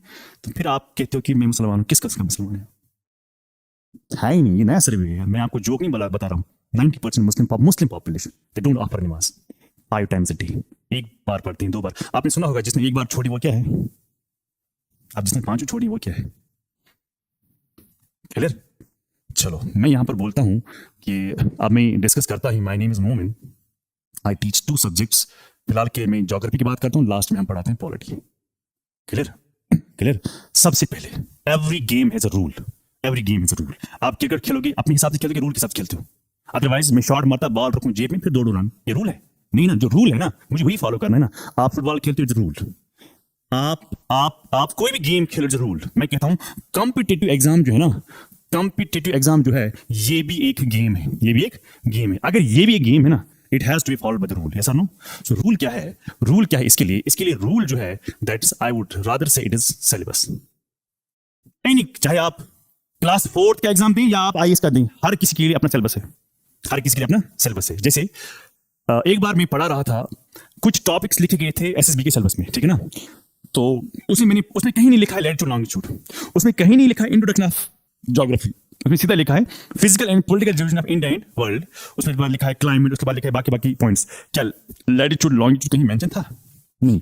आप कल का पेपर निकालो, उसमें आया है कि अगर एक बंदा क्रॉस कर रहा है आइडियल को तो कौन सा डे होगा, अगर वापस आ रहा है तो कौन। कल का पेपर निकालो ना आप, ये कहीं लिखा ही नहीं सिलेबस में। तो जब तक आपको सिलेबस डिकोड करना नहीं आएगा ना, तो आपको कुछ भी मालूम है नहीं। जब मेरा पहला अटेम्प्ट था ना आईएएस का, कम्युनिज्म पर क्वेश्चन आया था, मैं उसमें प्रमुख है। इन्होंने कैसे सवाल, ना तो करंट अफेयर में था, ना ये कुछ था, ना तो मैंने पढ़ा था नोट में। मैंने कहा ये सवाल कैसे आया? जब मैं घर गया ना वापस, वहां पर सिलेबस में लिखा था। असल में मुझे सिलेबस पता नहीं था, पहले बोलने वाला कोई नहीं था। देखो, मैं इतने लोगों को यहाँ पर हेल्प कर रहा हूँ, पढ़ा रहा हूँ, कितने लड़के आईएएस हो गए, केएस हो गए। मुझे एक लड़की ने बोला कि सर आप इतना बता रहे हो, आंसर राइटिंग करवा रहे हो, ये बता रहे हो, सब कुछ आप बोल रहे हो, खुद का क्यों नहीं हुआ? मुझे पूछा सवाल, if you had been at my place, आपका आंसर क्या होता? ये नहीं बोलना कि अल्लाह ने रिज़्क लिखा था, वो तो अलग बात है, उधर हम नहीं जाएंगे, वो तो वही जानता है ना। आप मुझे क्या, अगर आप टीचर हैं, आपको सवाल पूछेगा ऐसा कि आप इतना ज्ञान देते हैं लेकिन खुद का क्यों नहीं हुआ, तो आपका what should be your answer? शाबाश। तो गाइडेंस में कर रहा हूं ना आपको, जब मैं आपको गाइड कर रहा हूं तो मुझे खुद भी पता है ना, तो मुझे क्यों नहीं हुआ? ये सवाल आया था मुझे एक बार, और ये पब्लिकली मुझे सवाल पूछा गया था। I told them you are absolutely right, मैं इतना पढ़ा रहा हूँ, इतना बोल रहा हूँ, और सिलेक्ट भी हुई है लड़के। खुद का मेरा क्यों नहीं हुआ? खुद का इसलिए नहीं हुआ क्योंकि उस वक्त मेरे टाइम पर मेरे जैसे टीचर थे ही नहीं। मैं आपको क्लियर बोलूंगा, हमें बोलने वाला कोई नहीं था कि कौन सी किताब पढ़नी है, हमें बोलने वाला कोई नहीं था कि कैसी आंसर राइटिंग करनी है, हमें बोलने वाला नहीं था कि कहाँ से पढ़ना है, कौन सा कंटेंट बेटर है। आज आपके पास यूट्यूब चैनल है, आज आपके पास बुक्स भी हैं, आज आपके पास सब कुछ है, लेकिन मसला है कि पढ़ते नहीं, लेकिन उनको पढ़ना है ना। आप देखो अभी अभी केस का रिजल्ट आया तो उसे पाने इसका हम कहाँ हैं? अभी केस का रिजल्ट आया ना, केस रिजल्ट आया ना। मुझे कोई डिफरेंस नहीं लगती है जम्मू या कश्मीर में, जो पढ़ेगा वो निकल जाएगा, नहीं पढ़ेगा जितने भी पोस्ट है ना, जो पहले टॉप 10 है ना, टॉप 10 जो है वो सब के सब कहाँ है? ग्रोसरी, चवा, चाट बात नहीं पढ़ रही। मैं आपको कह रहा हूँ नहीं पढ़ रहे हैं कश्मीरी। अब आप कहोगे सर आपको कुछ है उनके खिलाफ, नहीं। अरे भाई जो पढ़ेगा तो वो तो वही तो आगे जाएगा ना। आप देखो, आप जम्मू जाओ एक बार, आप जम्मू जाओ, आपको अच्छा लड़का जो पढ़ने वाला लड़का है वो आपको रास्ते में नहीं दिखेगा, वो आपको एक ही जगह पर दिखेगा, दैट्स कॉल्ड लाइब्रेरी। ये चमना लड़का लाइब्रेरी में आपको 1000 रुपये फीस है, सिद्धू के सास बताई चांदस, उसको ये समझ में नहीं आता कि मैं क्या कर रहा हूँ अपनी जिंदगी के लिए। हेलो, सो ये चीजें जो है ना, अगर आप ये सोच रहे हो ना कि मुझे खर्चा करना पड़ता है एजुकेशन के लिए, तो आप सबसे बड़े बेवकूफ हैं, मैं इंक्लूडिंग मी। अगर मैं भी समझूं कि पढ़ने के लिए खर्चा होता है, फिर क्या करोगे आप? जैसे जब मैंने पढ़ना स्टार्ट किया तो मेरे पास कुछ अमाउंट ऑफ पैसा था, कुछ था, उस पैसे पर मैं छोटा मोटा बिजनेस भी कर सकता था, छोटा मोटा। अगर मैंने ये सोचा होता कि कौन पढ़ेगा, मैं बिजनेस ही करूं, पैसा आएगा, थोड़ा थोड़ा पैसा आएगा तो मेरा वही चलेगा, सही है। मैं ना पढ़ूं तो ये क्या है, ये इतनी मेहनत करना, अब मेरे पास पैसे, मैं क्यों पढ़ाई पर खर्च करूं? मैंने उस दिन ठान लिया कि अगर मुझे पढ़ना है तो मैं पढ़ूंगा, और मेरे पास दूसरा ऑप्शन नहीं है। तो मैंने पढ़ा, मैंने मेहनत की, उसके बाद उतने पैसे मैंने वापस कमाया, मैंने शादी भी की, मुझे गाड़ी भी है, मुझे सब कुछ है, लेकिन तब जब मैंने मेहनत की। अब मैं कह रहा हूं कि अगर मैं वो सोचा होता, क्या कौन पढ़ेगा, मैं कहता हूं आप भले ही आपको नौकरी ना मिल जाए, लेकिन आप अपनी एफिशिएंसी पर, अपनी काबिलियत पर कहीं ना कहीं, किसी ना किसी जगह पर आप एडजस्ट हो ही जाओगे जहां पर अपना पैसा निकाल सकते हो। ये ना समझना कि मार्केट मेरा वेट कर रहा है कि यहाँ से मैं निकलूंगा, वहां से मैं पैसे कमाऊंगा। मैं अल्लाह की कसम कहता हूँ कि आजकल जॉब, अगर जॉब पर होते हैं 10 लड़के काम करते हैं, 10 में से 2 लड़के काम करते हैं, 8 को निकाला जाता है। जिस दिन निकाला जाता है ना, उस दिन आप कहो कि सर ने हमें तब बताया था 2 साल 3 साल पहले कि पढ़ो, मेहनत करो, आज मुझे दिन देखना ना पड़ता। जैसे कि मैं क्लास में बार बार कहता हूँ, बस ये मेरी लास्ट बात होगी, उसके बाद हम सिलेबस के बारे में बात करेंगे। मैं बच्चों को कहता हूँ कि आप एसएससी की भी तैयारी करें। एसएससी ना, एसएसबी, एसएससी, हाँ, उसमें मैथ्स, रीजनिंग, इंग्लिश और जीएस का अच्छा खासा स्ट्रांग होना चाहिए, खासतौर पर उसमें मैथ्स का, उसमें रीजनिंग का और उसमें इंग्लिश का अच्छा खासा पोर्शन है जिस पर स्ट्रांग, क्योंकि टायर 2 होते हैं ना इसमें। तो मैं बच्चों को कहता हूँ कि बच्चे मुझे कहते हैं कि सर फिर उसकी ड्यूटी होती है पंजाब में, उसकी ड्यूटी होती है दिल्ली में, उसकी, मैंने कहा कि आप गवर्नमेंट ऑफिस में बैठे हुए, एसी में बैठे हुए, कौन सा मसला है? अब वो कहता है कि सर मैं नहीं पढ़ूंगा क्योंकि दिल्ली में ड्यूटी है, पंजाब में ड्यूटी है, हरियाणा में क्यों जाऊंगा, क्या वहां पर लोग नहीं रहते हैं? फिर वही लड़का पूरी अरब में पेट्रोल पंप पर तेल कैसे बेचता है इतने हजारों किलोमीटर दूर, कैसे? जब आप ये कहते हो कि मैं पंजाब नहीं जाऊंगा कि मुझे नौकरी करनी, मैं क्यों जाऊं, और गवर्नमेंट नौकरी है ना, और अच्छी खासी सैलरी है। मैंने एक लड़के को बोला कि यहाँ पर आप जाओ, उसको मैंने मैथ्स देखा, अच्छा, मैंने कहा कि आप मेहनत करो, उसको मैंने बहुत हेल्प की, वो बार बार आता था इधर। उसकी इनिशियल सैलरी थी 75,000, आपको किस पोस्ट में यहाँ पर है 65,000? मुझे बताओ कौन सा पोस्ट एसएसबी का, जहां मैं नहीं कहता हूं कि आप तैयारी ना करें, करें, आप करें बिल्कुल करें, लेकिन उसको पता था कि जॉब आएगी, पोस्ट आएगी, मैं भरूंगा, फिर पता नहीं एग्जाम कब होगा। उसने कहा कि ठीक है, इसको मैं साइड में रखता हूं, लेकिन मैं पहले एसएससी दूंगा। उसका पहले एग्जाम एसएससी हुआ, एसएसबी से पहले उसका हो गया, उसकी आज नौकरी 65,000 सैलरी है। अब वो कह रहा था मेरी इंक्रीमेंट होने वाली है, क्लियर? तो कैसे वेट कर रहा हूं चीजें। अच्छा, एसएससी लगभग 1 साल में 9 एग्जाम करता है, किसी ने आखिर क्वालिफाई, हमें पता ही नहीं होता इनके बारे में, क्लियर? आई होप कि आर गेट माय पॉइंट। बहुत सारे निकलते हैं, +2 निकलते हैं, एसएससी सीजीएल निकलता है, बहुत सारे पोस्ट निकलते हैं, अभी आने वाले हैं एसएससी सीजीएल, तो करो तैयारी। मैं कहता हूं अगर एसएसबी में पोस्ट अभी नहीं आए हैं ना, तो आपके लिए अच्छा है ना। क्यों अच्छा है आपके लिए? क्योंकि आप प्रिपेयर करोगे। अगर फॉर एग्जांपल 1 मंथ के बाद पोस्ट आने वाले हैं, मान लो कि 2 महीने के बाद एग्जाम है, तो कैसे तैयार, तो आपके लिए बेहतर है ना। अभी पोस्ट आए ही नहीं है, मैं अभी तैयारी कर रहा हूं, मैं चाहता हूं कि मुझे तब पोस्ट तब निकले जब मैं क्या हूं, जब मैं तैयार हो जाऊं। अगर 100% नहीं, कम से कम 70-80% हो जाऊं, क्लियर? तो इसलिए मेक श्योर कि थोड़ा सा अपने आप को समझाओ कि यार आपने जो भी आज तक किया, टाइम ज़ाया किया है, आगे मुझे नहीं होना चाहिए। खास तौर पर लड़कों से बोलना, तो घर चलाओ। मैं लड़का हूँ, मैं समझता हूँ कि घर चलाना क्या होता है। तुम कितनी भी तकलीफ में हो, तुम्हें घर चलाना है। तुम कितना परेशान हो, तुम्हें घर से बाहर निकलना है, तुम्हें कमाना है। इनको अपने आप को चलाना है। अगर कल इनका जॉब लग जाएगा, इनको अपने आप को चलाना है, इनको घर को नहीं चलाना है, आपको घर को चलाना है। आपको जिम्मेदारी ज़्यादा है। आप मेहनत, मैं नहीं कहता हूँ कि मेहनत ना करें, भाई मेहनत जो करेगा वही तो जाएगा ना, लेकिन आपको मैं इसलिए कहता हूं क्योंकि आपको घर चलाना है, इसलिए आप मेहनत करें। ये सारे हो जाएं, लेकिन आप भी सारे हो जाएं, क्लियर? चलो अब मैं यहां पर लिखता हूं सिलेबस, आप भी नोट डाउन करें इसको।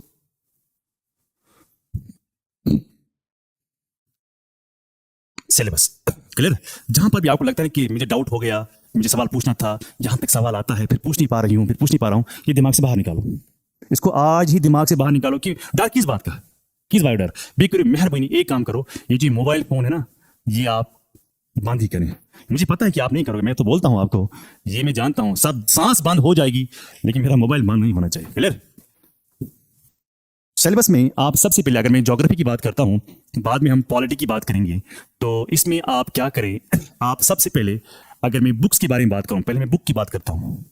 देखो, आप बहुत सारे बुक्स के बारे में मुझे पूछते हो, लेकिन मैं यहां पर बुक्स लिखूंगा ही। NCERT is the best book, best. क्योंकि देखो, मैं क्यों बोलता हूं एनसीईआरटी, एनसीईआरटी जो है वो है क्लास 11th की 2 बुक्स आती हैं। कितनी आती हैं? 2। आप दोनों के दोनों लाना, लेकिन पहले के लिए एक ही लाना, दैट इज पहले के लिए एक ही लाना, दैट इज 11th की है। इंडिया फिजिकल एक बुक आती है 11th क्लास की, वही 100 रुपये तक इसका खर्चा होगा। कितना है? अच्छा, कभी कभार क्या होता है, आप में से कितने लोगों ने एग्जाम दिया है एसएसबी का? क्या हुआ उसमें डरने के बगैर? क्या हुआ? हाँ, रेस क्वालिफाई नहीं हुआ, तो वो हुआ था एग्जाम। तो फिर आप क्यों पढ़ने आए? अगर आपका हो रहा है क्वालिफाई, फिर क्यों पढ़ने आए? नहीं, अभी आप क्यों आए पढ़ने के लिए? क्यों? गवर्नमेंट जॉब चाहे, तो आपको पता चला कि वहां कितना मजा है? बोलो, खुद ही बोला। देखो, मैं एज ए टीचर हूं, ये आपका एक कुलीग है ना, आपका एक क्लासमेट है ना, पता चला ना कि कितना मजा है वहां? बहुत डिफिकल्ट है, कितना पैसा कमाना मुश्किल है वहां पर। ये आपका भाई है, आपके साथ ही पढ़ रहा है, आपके साथ ही बैठा हुआ है, इसको पता है, इसने काम किया कि कितनी सख्ती है बाहर, पैसा कमाना बाहर इजी नहीं है। गवर्नमेंट में भले ही आपको कुछ भी हो जाएगा ना, गवर्नमेंट में कभी ड्यूटी लेट हुआ, कभी कुछ भी हुआ, लेकिन कोई निकालने वाला आपको ऐसा नहीं। जब तक आप ऐसा कुछ ना करोगे जिसमें आप सिक्योरिटी ऑफ इंडिया को थ्रेट करोगे, तब जाके फिर आपको निकाला जाता है। क्लियर? तो अदरवाइज डिले हो सकता है, सैलरी आपको सस्पेंड किया जाएगा मैक्सिमम, और क्या किया जाएगा, 5 महीने 6 महीने, 6 महीने के बाद तो वापस है ना, कोई टेंशन तो नहीं है ना। जिस प्राइवेट कंपनी में आप काम करते हो वहां पर निकाला जाएगा, फिर आप क्या करोगे? सर मैं जाऊंगा दूसरी कंपनी में। कितनी कंपनी में आप जाओगे? बेहतर है ना कि अपनी जिंदगी आसान करें। क्लियर? तो बुक्स आप ये लाना, India physical. Clear? India physical. फिर मैं बोलूंगा दूसरी बुक जो है, आप लाएं, बहुत सारे बुक्स हैं, मगर मैं एक ही बात बोलूंगा, आप एक काम करें, आप मेहरबानी करके आप रेगुलर क्लास में आ जाओ। आपको एक बुक भी लाने की जरूरत है, एक बुक भी लाने की जरूरत नहीं है, अगर आप क्लास नोट्स को क्या करेंगे भाई, रेफर करेंगे। एक होता है क्लास नोट्स, मैं नहीं आऊंगा, मैं इससे फोटो उठा के मैं उसको पढ़ूंगा, एक होता है वो। दूसरा होता है समझ के पढ़ना।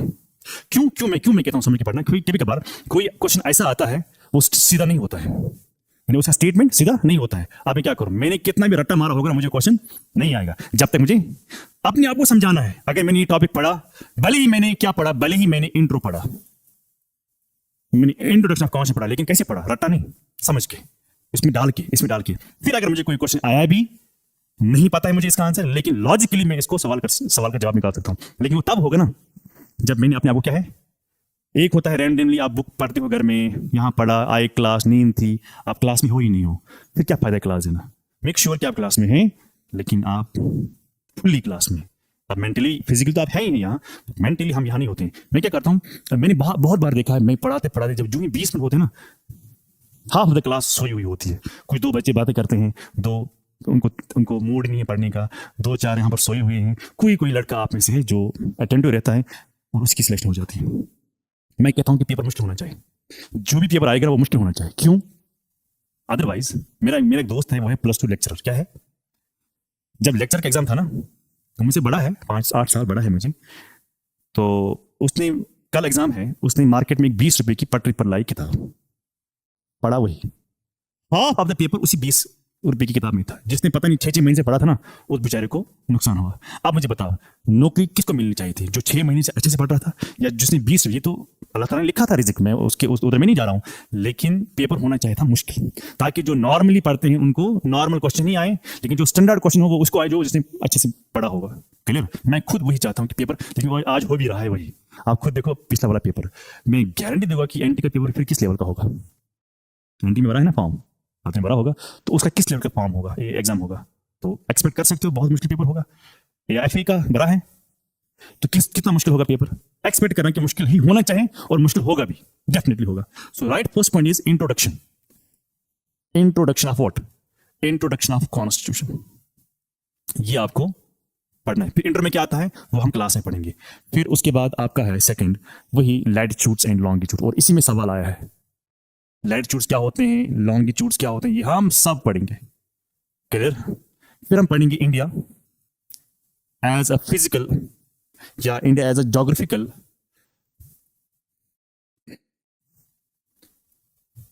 What, India as a geographical unit. Clear? Introduction of sorry, आप लिखिए introduction of geography. Clear? Latitudes and longitudes, India as a geographical unit. अगर आपको इसमें दिक्कत हो रही है, ये होता है India and other countries. India and other countries, India की अपनी स्टेट्स, कौन स्टेट्स कोस्टल है, कौन सी लैंड लॉक्ड है, कौन सी फॉरेन कंट्री के साथ शेयर करती है border. Foreign country does not mean USA, foreign country means any other country other than the India. It could be Pakistan, it could be Bangladesh, it could be China, it could be Nepal, it could be Bhutan, it could be Bangladesh, है ना, it could be Myanmar. सो इसमें हम वही पढ़ना है। इसमें हमें tropic of cancer पढ़ना है। कैंसर सुना है ना नाम? हाँ, इसमें कंट्रीज के बारे में पढ़ना है। अच्छा, इसमें अपने स्टेट्स के बारे में पढ़ना है। क्लियर? इसमें आईएसटी के बारे में पढ़ना है। What's IST? Indian standard time. सब पढ़ेंगे हम, सब वन बाय वन। उसके बाद अगर हमें पढ़ना है, that is from trans Himalaya से लेके, ट्रांस हिमालय समझते हो, ट्रांस हिमालय से लेके आइलैंड्स तक। ट्रांस हिमालय मतलब trans Himalaya, Himalayas, northern plains, coastal plains, peninsular plateau, deserts, है ना, हिमालयाज, पूर्वांचल, उसके बाद finally I would say islands. Clear? तो हम सब पढ़ेंगे। इसलिए थोड़ा लंबा टॉपिक है लेकिन पढ़ेंगे सब। उसके बाद हमें पढ़ना है ड्रेनेज। ड्रेनेज में हमें क्या पढ़ना है? दो किस्म के रिवर पढ़ने। एक हमें पढ़ना है हिमालयन रिवर, है ना, इसमें क्वेश्चन आता है हिमालयन रिवर, और इसमें क्वेश्चन है पेनिनसुलर रिवर। ये पेनिनसुलर क्या होता है ये भी हम पढ़ेंगे, पेनिनसुलर रिवर। क्लियर? उसके बाद जो असली टॉपिक है जहां पर आपको दिमाग लगाने की जरूरत है, that's called climate of India. Climate of India. Climate India में आपको क्या पढ़ना है? मोस्टली आपको पढ़ना है मॉनसून, है ना। तो ये सब का सब, ये वाला टॉपिक जो है ना, ये है अंडरस्टैंडिंग। आप कुछ भी करें नहीं आएगा समझ में जब तक आप इसको नहीं समझोगे। फैक्ट कितना याद रखोगे? क्लियर? उसके बाद आपको पढ़ने हैं क्रॉप्स, है ना, आपको पढ़ने हैं सॉइल्स, है ना। जैसे मैं क्रॉप की बात करूंगा, फॉर एग्जांपल अभी न्यूज में था, देखो ये न्यूज में आप कितना देख पाओगे, बहुत मुश्किल है ना। मैं इसी के साथ हूं, मैं हर रोज इसी के साथ रह रहा हूं। एक राइस आया, जुहा राइस, बताइए कहां पर है? नया राइस है। राइस तो आप वहां से पढ़ रहे हो, राइस में क्वेश्चन आया ही नहीं। क्वेश्चन कहां आया? ये किताब में नहीं होगा, रिमेंबर इट, ये किताब में भी नहीं होगा। क्यों? क्योंकि न्यूज में आया अभी। ये हम प्रोड्यूस करते हैं आसाम में। इसको हमने पहली बार एक्सपोर्ट किया है इंग्लैंड और इटली, पहली बार एक्सपोर्ट किया है। अच्छा, किस डिपार्टमेंट ने इसकी जिम्मेदारी ली पहली बार कि मैं इसको एक्सपोर्ट करूं? अब इसमें कौन से न्यूट्रिएंट्स हैं? ओमेगा 3 पढ़ा है ना साइंस में, ओमेगा 6 जिसमें डायबिटिक कंट्रोल होता है, बीपी भी कंट्रोल होता है। क्लियर? तो इसमें ये एक्सपेंसिव क्यों है? क्योंकि इसका अरोमा अच्छा है। साइज क्या है? लॉन्ग है, शॉर्ट है? शॉर्ट साइज है। तो कुछ भी क्वेश्चन आ सकता है इसके बारे में, लेकिन ये बुक में है ही नहीं। कहां पर है? ये न्यूज में। इसलिए वो सब कहां मिलेगा आपको? क्लास नोट में। क्रॉप्स आएंगे, सॉइल आएगा, है ना, इस पर क्वेश्चन आएगा। उसके बाद आपको पढ़ना है एटमॉस्फेयर के बारे में। एटमॉस्फेयर के बारे में, एटमॉस्फेयर की गैसेस, एटमॉस्फेयर का कंपोजिशन, ये सब आपको पढ़ना है। उसके बाद आपको पढ़ना है अर्थ के बारे में, अर्थ के बारे में सब, अर्थ के लेयर्स, अर्थक्वेक्स, सब आपको अर्थ के बारे में पढ़ना है। उसके बाद लास्ट टॉपिक है, that's what we call as rocks. That's what we call as, फिर रॉक्स कौन कौन से हैं वो भी हम आगे पढ़ेंगे। क्लियर? अंडरस्टूड? सो उसके बाद आपको लास्ट में पढ़ना है एटलस। आप कहोगे सर एटलस तो हमारे सिलेबस में लिखा ही नहीं है, मगर एक लाइन आपके सिलेबस में लिखी गई है। देखो आपके सिलेबस में क्या लिखा होता है? फिजिकल, अगर आप निकालोगे ना सिलेबस, जो भी सिलेबस आप निकालोगे ना एसएसबी का, वहां पर ये वाली लाइन लिखी गई है, फिजिकल एंड पॉलिटिकल डिविजन्स, है ना, divisions of world and what and India. तो ये सारा मामला जो है ये आपको कहां निकलता है? एटलस। क्लियर? अब एटलस कौन सा है? एक एटलस आता है, बाय द वे मैं लिखूंगा स्कूल एटलस। क्या लिखा है? School Atlas. उसका नाम है ऑरेंज। डाउनलोड करो, लाओ बाय द वे ब्लैक्स में। लेकिन अगर आपको ये लगता है ना कि नहीं होगा हमसे, ये 400-500 का होगा लगभग, महंगा है, महंगा है, महंगा है कि हाँ या किसी के लिए होगा, किसी के लिए नहीं होगा। लेकिन चलो मैं भी आपको बहुत हेल्प इसमें करता हूं ताकि आपको महंगा जो है वो ना पड़े। स्कूल एटलस है ऑरेंज ब्लैक सीमेंट, इसमें दो एटलस है, एक है कॉम्पिटिटिव एग्जाम के लिए, दूसरा है सिंपली स्कूल एटलस। आप कौन सा लाओगे?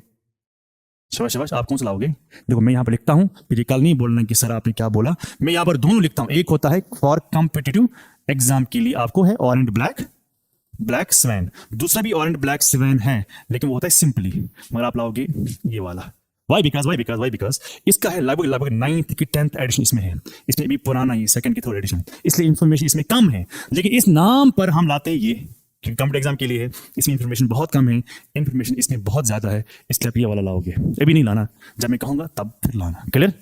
समझ आवा ऐसा मैं कैश पाऊँ? क्लियर हुआ मैं कैश पाऊँ? ये तामत से ब्रेक डाउन तक ना सिलेबस करना, जब तक आपको ब्रेक डाउन करना नहीं आएगा सिलेबस को, आपको कुछ भी पता नहीं कि मुझे पढ़ना क्या है। अब अगर मुझसे कोई टॉपिक इनमें से छूटा, आप मुझे बोलेंगे सर आपने पहले नहीं लिखवाया था, सर ये वाला टॉपिक आपने नहीं पढ़ा, लेकिन इसके अलावा भी कुछ टॉपिक हैं, I forgot to tell you, ये लिखा सबने, और भी हैं, लाइक फॉर एग्जांपल आपको पढ़ना है ट्रांसपोर्ट एंड कम्युनिकेशन, ये आपको पढ़ना है डेमोग्राफी, आपको पढ़ने हैं लीक्स, ये कुछ फैक्चुअल चीजें हैं, यहां पर समझना कुछ नहीं है, यहां पर ज्यादा फैक्ट्स हैं, तो ये वाला टॉपिक जो है ये आपको पढ़ना है, सारे टॉपिक्स ब्रेक डाउन करना आना चाहिए। The day you know how to break down syllabus, how what is syllabus, तो आपका 50% जो प्रिपरेशन है ना वो होगी, 50% प्रिपरेशन कहां होगी? The day you know what's my syllabus. अगर आपको सिलेबस पता है, I know what is the syllabus, तो मैं जान गया कि मुझे क्या करना है। अब क्लियर? नहीं मालूम चला सिलेबस के बारे में, तुम कुछ भी मेहनत करो, मुझे बता पहले आपको पता ही नहीं सिलेबस क्या है, फिर आप क्या पढ़ोगे? आप रैंडम कोई बुक उठाओगे? क्लियर? सेकंड ये लिखा, तो ये आपको पढ़ना है। सेकंड वी हैव कॉन्स्टिट्यूशन, ऐसा नो, उसको मैं पॉलिटी कहता हूं by the way, polity. Polity में आपको क्या पढ़ना है, इसमें भी सबसे पहले आपको होगा इंट्रोडक्शन टू कॉन्स्टिट्यूशन, सबसे पहले। इसमें बहुत कुछ टर्म्स हैं जो हम सीख जाते हैं, टर्म्स, ताकि वो बार बार हमें दिमाग में नहीं रखना, एक ही बार रखना है, बार बार टॉपिक्स में वो आते हैं। Then we have kinds of majority. What's majority? What's kinds of majority? Kinds majority का मतलब ये होता है कि जैसे कि आप बिल को पास करते हो, बिल समझते हो? बिल क्या होती है? एक डॉक्यूमेंट होती है। देखो जैसे कि फॉर एग्जांपल, जैसे हमें घरों में होती है ना शादियां, जैसे भाई की शादी है, बहन की शादी है, घर में चाचा की शादी है, तो या किसी की भी शादी है, तो हम नहीं वो एक पेज पर लिखते हैं कितनों को दावत करनी है, कितने को नहीं, कितनी बार आप लिखते हो, काटते हो, लिखते हो, कितनी बार। घर में किसी की शादी हुई ना, आप भाई की जो बड़ा है आपसे, बहन है, तो कितनी बार आपने देखा होगा, कभी माँ बाप नहीं लड़ते, लेकिन मुझे लड़ते हैं, ऐसा नो? तो मुझे बताओ कितनी बार आप काटते हो, कितनी बार लिखते हो? Same happens with the bill. सबसे पहले क्या होता है, सबसे पहले ये होती है ड्राफ्ट। क्या होती है? ड्राफ्ट। काटा, लिखा, फिर काटा, फिर लिखा। लेकिन जिस दिन ये ड्राफ्ट कंप्लीट हुआ, ये ड्राफ्ट ही है, जिस दिन ड्राफ्ट को आपने कहां पर लिया? लोकसभा में, और कहां लिया? राज्यसभा में। उस दिन ये ड्राफ्ट क्या बनती है? उस दिन ये ड्राफ्ट बनती है बिल। याद हो जाएगा। पहले क्या होता है? पार्लियामेंट से बाहर क्या है? ड्राफ्ट। जिस दिन आपने कहा लाया, फॉर एग्जाम्पल आपने लाया लोकसभा में, तो लोकसभा में क्या बन गई है? बिल। लोकसभा ने क्या किया? इसको पास। फिर कहां जाएगी? राज्यसभा। राज्यसभा के पास ये क्या है? बिल ही है। राज्यसभा ने क्या किया? इसको पास। उसके बाद कहां जाएगी? प्रेजेंट। शाबाश। तो प्रेजेंट के पास अभी क्या है? ये अभी भी क्या है? बिल है। प्रेजेंट ने क्या किया? इसको एसेंट। इंग्लिश समझ क्वेश्चन, एसेंट का स्पेलिंग ASSENT। हाँ अच्छा, तो जो कम्युनिकेशन और एसेंट दो अल्फाज थे जो आपको वर्ड स्पेलिंग सही बताना था। एसेंट का मतलब क्या होता है? साइन किया। जो ही साइन किया आपने, ये क्या बन गया? अब बन गया। तो ये कहां से हम सीखते हैं? ये हम इसी वाले चीज में हम सीखते हैं। समझा? उसके बाद आपको पढ़ना है सबसे पहले union and it's territories. Clear? जिसमें आर्टिकल 1 है, आर्टिकल 2 है, आर्टिकल 3 है, आर्टिकल 4 है। 4 आर्टिकल इसमें, 1 to 4। उसके बाद आपको पढ़ना है सिटीजनशिप। क्लियर? आपको सिटीजनशिप पढ़ना है, दैट इज आर्टिकल 5 to 11 12 आता है फंडामेंटल राइट्स में। 12 में लिखा है स्टेट के बारे में। क्लियर? समझा? तो फिर है next we have fundamental rights, वो आता है आर्टिकल 12 से लेकर आर्टिकल 35 तक। उसके बाद आता है DPSP। What is DPSP? Directive principles of state policies. ये आता है 36 से लेकर 51 तक। फिर आर्टिकल क्या होता है, सब चीज हम पढ़ेंगे। उसके बाद आपको पढ़ना है फंडामेंटल ड्यूटीज, जो आता है आर्टिकल 51A में। क्लियर? अच्छा, उसके बाद आपको पढ़ना है यूनियन एग्जीक्यूटिव। यूनियन एग्जीक्यूटिव में आप क्या पढ़ते हो? आप पढ़ते हो प्रेजेंट के बारे में, आप पढ़ते हो पार्लियामेंट के बारे में, आप पढ़ते हो फॉर एग्जांपल आप पढ़ते हो प्रेजेंट के बारे में, वाइस प्रेसिडेंट के बारे में, prime minister, council of minister, और उसके बाद क्या पढ़ते हो आप? Attorney general. तो ये हो गया यूनियन एग्जीक्यूटिव। अच्छा, उसके बदले में आप क्या पढ़ते हो? और स्टेट में स्टेट एग्जीक्यूटिव। तो यहां पर आप क्या पढ़ते हो? अगर आप यहां पढ़ते हो प्रेजेंट के बारे में, सुनो सुनो, यहां पर पढ़ते हो किसके बारे में? प्रेजेंट के बारे में। और किसके बारे में? Vice president. और किसके बारे में? Prime minister. और किसके बारे में? Council minister. और किसके बारे में? अटॉर्नी जनरल के बारे में। मुझे बता यहां पर किसके बारे में पढ़ते हो? प्रेसिडेंट के बारे में गवर्नर, वाइस प्रेसिडेंट यहां छोड़ो इसको, प्राइम मिनिस्टर के बारे में सीएम, जो बिजली मुफ्त। काउंसिल मिनिस्टर यहां भी होता है, यहां पर होता है अटॉर्नी जनरल, यहां पर होता है एडवोकेट जनरल। समझा? ये डिफरेंसेस किस तरह की होती हैं ये हम सब पढ़ेंगे। लिखा है सब ने। उसके बाद आपको पढ़ना है सेंटर स्टेट रिलेशंस। समझा? उसके बाद आपको पढ़ना है इमरजेंसी। इमरजेंसी कॉन्स्टिट्यूशन में भी लिखा है, क्लियर? उसके बाद आपको पढ़ना है इमरजेंसी के बाद आपको पढ़ना है पंचायती राज इंस्टीट्यूशंस, पीआरआईज, पंचायती राज इंस्टीट्यूशंस। अच्छा, उसके बाद आपको पढ़ने अदर मिसलेनियस पॉइंट्स जो हैं ये आपको पढ़ना है। लेकिन आपको साथ साथ में कॉन्स्टिट्यूशनल बॉडीज भी पढ़नी है। क्या पढ़ने? कॉन्स्टिट्यूशनल बॉडीज क्या होता है? जिन बॉडीज के लिए आर्टिकल्स मेंशन है कॉन्स्टिट्यूशन में, like election commission of India, उसके लिए आर्टिकल है आर्टिकल 324 से लेकर आर्टिकल 329 तक। आपको यूपीएससी है ना, वो यूपीएससी बॉडी, स्टेट पीएससी, ये सब के सब क्या है? Constitutional bodies. इसी में ही क्वेश्चन आया था। Second we have non constitutional bodies. ठीक है ना? बॉडीज हैं मगर उनके लिए आर्टिकल ये गलत नहीं है। Non con doesn't mean is wrong. अगर ये नॉन कॉन रॉन्ग होता फिर नॉन कॉन बॉडीज क्यों होते? क्लियर? आपने कभी नाम सुना है central vigilance commission, state vigilance commission? क्या वो यहां पर है? Answer is yes. लेकिन क्या वो गलत है? Answer is no. फिर वो अगर उनके लिए आर्टिकल नहीं है फिर वो कैसे एग्जिस्ट करते हैं? वो करते हैं कॉन्स्टिट्यूशन के खिलाफ वो काम नहीं करते हैं, वो कॉन्स्टिट्यूशन के हिसाब से ही काम करते हैं, इसलिए उनकी एग्जिस्टेंस हो सकती है। सो यहां पर सवाल आया है आपको पिछले वाले, देखो कितना आपने मेहनत की, कितनी मेहनत की, बहुत। लेकिन लास्ट वाला पॉइंट आपने छोड़ दिया। सवाल कहां आया था? एक बार मुझे याद है, मैं आप ये लिखा सबने ऑलमोस्ट सब। एक बार मुझे याद है एक लड़का मेरे पास आया था, वो पढ़ रहा था एसआई के लिए, पिछला वाला इस वाला नहीं, इससे पहले एसआई आया था। तो मुझे याद है उसका ये एक स्टेटमेंट उसका है जिसकी मैंने भी लिखा ना सिलेबस, मैंने यहाँ पर लिखा सिलेबस, इसी तरह सिलेबस लिखा है उसकी सिलेबस में, जो असली सिलेबस है वहां पर लिखा था एक point, J&K reorganisation act of 2019, ये लिखा था उसके सिलेबस में। ठीक है। और एक पॉइंट लिखा था Panchayati Raj institution of Jammu and Kashmir. एक होता है वो कौन सा पंचायती राज आपने पढ़ा? ये है इंडिया का, ये क्या है? इंडिया का। यहां पर क्या है? ये है जम्मू एंड कश्मीर का 1989 का परहैप्स। तो उसने कहा कि सर मुझे सारा ये पॉलिटी मुझे समझ में नहीं आता है, ना तो मुझे याद रहता है। समझ आता है सर मगर याद नहीं रहता है, तो मैं सर आधा छोड़ूंगा। मैंने उसको बोला कि मुझे बोलना क्या छोड़ोगे, मुझे बोलना क्या छोड़ोगे। उसने क्या किया, उसने ये 5 6 7 8 जो टॉपिक्स हैं उसने यही किया था, बाकी उसने छोड़ा था। लेकिन जब वो एग्जाम देने गया, जब वो कहाँ गया एग्जाम देने गया, जो ही वो पेपर में बैठा उसने किया हिस्ट्री ज्योग्राफी किया। द मोमेंट उसने पॉलिटी का सेक्शन देखा, पॉलिटी के सेक्शन में 9 क्वेश्चन थे। कितने थे? 9 क्वेश्चन थे आउट ऑफ पॉलिटी के सेक्शन। लेकिन 9 के 9 ऑब्जेक्टिव जो थे ना वो थे from this MP of forum. मगर इसने यहां तक पढ़ा था। अब क्या फायदा है इसको ये पढ़ना? उसको पता ही नहीं था कि मुझे क्या छोड़ना है, मुझे क्या पढ़ना है। उसको मैंने बोला था कि मुझे पहले बोलना कि आप क्या छोड़ रहे हो। उसने कहा ठीक है, नहीं आया।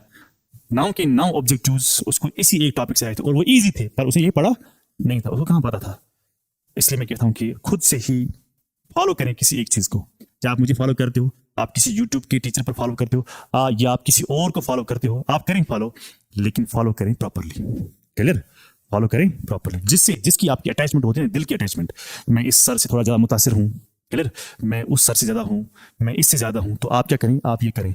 और लास्ट में मैं ये भी बात आपको बोलूंगा, when I was teaching geography, while teaching geography I met a student.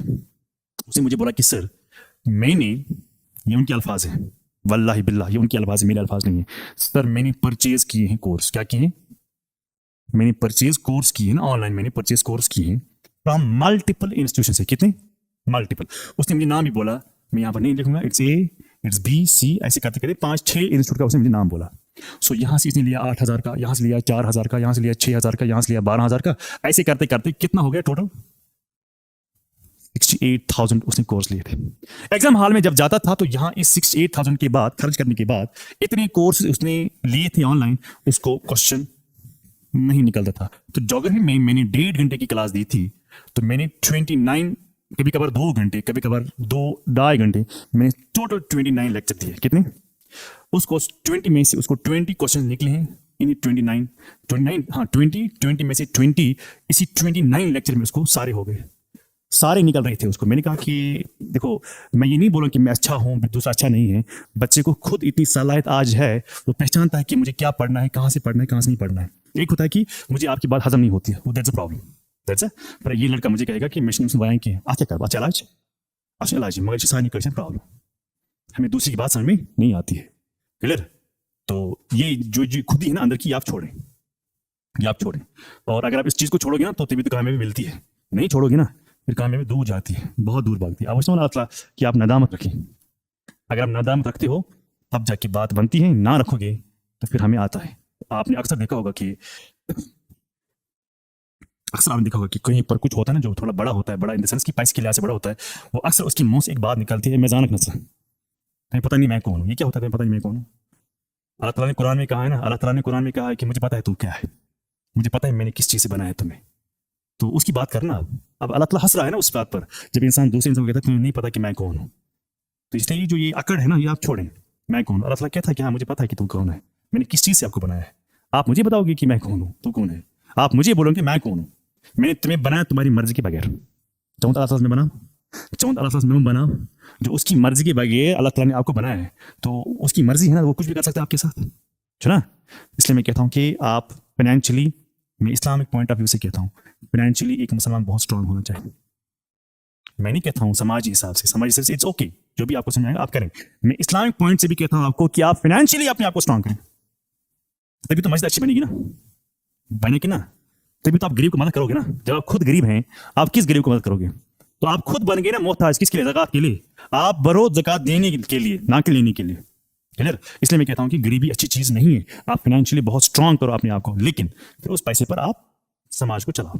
Chichi मुझे पता, आपको ख्याल है जिस दिन मैं नौकरी लगूंगा, मेरे मोहल्ले में 2 घर गरीब हैं, उनको मैं ये करूंगा, लेकिन जिस दिन तुम्हारी नौकरी लगेगी ना, सब मुश्किल नहीं उनको। इस वक्त है आपको, मैं जानता हूँ, क्योंकि आपको मत वो चीज़ है, जिस दिन वो आपको मिल गई ना फिर आप उनको हेल्प नहीं करोगे। लेकिन लीडर वही होता है ना जो लोगों को यूनाइट करता है। लीडर वो नहीं होता कि जो लोगों को डिवाइड करे। लीडर वही होता है जो मिसाल बन के रहता है। लीडर वो नहीं होता कि जो झूठ बोले उसके बाद अपने चेहरे पर बहुत सारे रंग करें। क्लियर?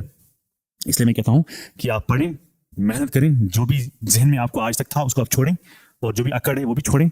आप ये समझें कि मैं कुछ नहीं हूँ, मैं आज से स्टार्ट करता हूँ फ्रॉम द जीरो, और जीरो से ही मैं स्टार्ट करूंगा। कहाँ तक? अगर मैं यहाँ पर हूँ तो मुझे कहाँ जाना है, मुझे इस पॉइंट पर, हाँ इस पॉइंट पर जाते जाते मैं बहुत बार गिरूंगा, बहुत बार मुझे ऊपर उठना है, लेकिन जब आप इस फेज को गुजर जाओगे ना तभी तो आपको ये मिलेगा। इसलिए मैं कहता हूँ the day you stop challenging yourself, the day you are dead.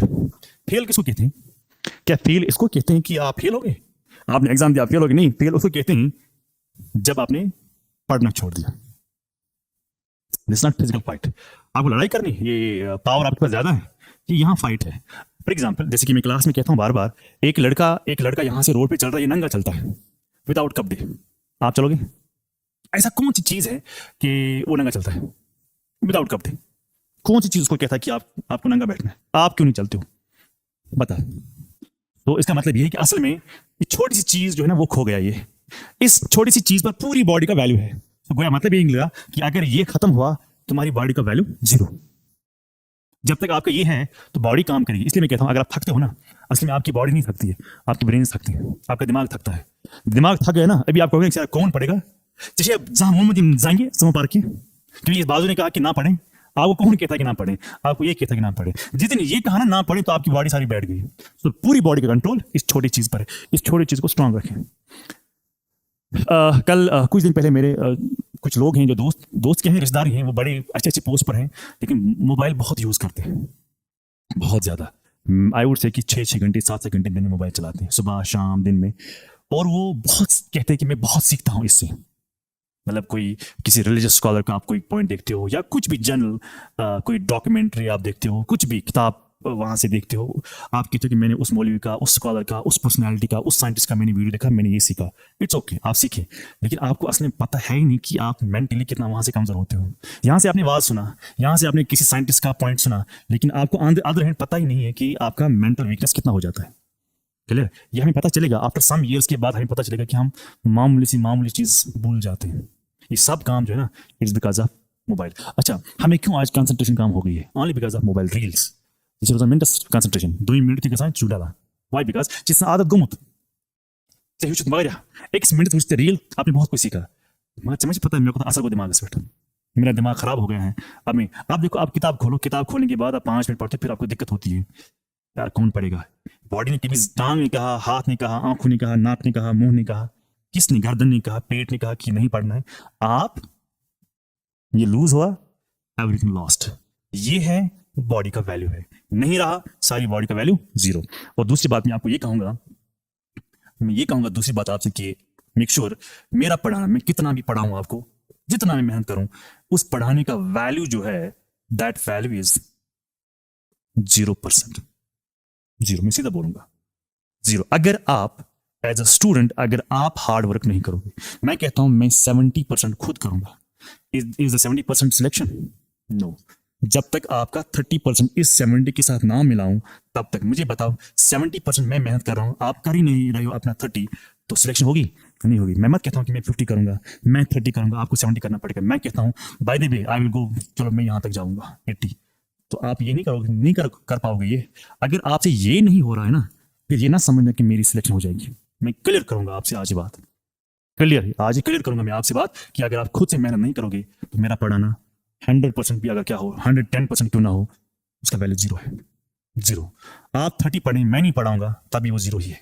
तो ये दोनों साइड से प्रोसेस है। मैं भी मेहनत करूं, मैं आपको वो चीज बोलूंगा क्लास में जो आप किसी बुक से आपको मिलेगा ही नहीं। लिख के ले लो आज। पॉसिबिलिटी है कि क्वेश्चन वहां से आ सकता है, क्लियर, पॉसिबिलिटी है क्वेश्चन वहां से आ सकता है। बहुत सारे रिवर्स न्यूज में आ गए, हमें मालूम है ही नहीं कौन कौन सा रिवर न्यूज में था। जैसे शारावती रिवर था, राप्ती रिवर था, हिंदन रिवर था, कभी नाम सुना इनके बारे में? ये सब न्यूज में थे। आप यहां से पढ़ रहे हो गंगा, जिसकी हिंदन रिवर है, आप बुक खोलो, किसी बुक में नहीं लिखा होगा हिंदन रिवर, ये ट्रिब्यूटरी यमुना की। अब आप कहोगे सर अब मैं कैसे इनको ढूंढूं? नहीं ढूंढना है ना, मैं हूं ना यहाँ पर। मैं आपको बोलूंगा कि हिंदन रिवर जो न्यूज में था ये किसी ट्रिब्यूटरी, कल ही सवाल आएगा ना। आजकल सवाल नहीं आएंगे जो आपने नॉर्मल बुक से पढ़ा है, आजकल सब पढ़ते हैं, लेकिन क्वेश्चन ऐसा है, बीच वाला क्वेश्चन ये ढूंढेंगे, अच्छा कहां से सवाल आया था, ये था न्यूज में।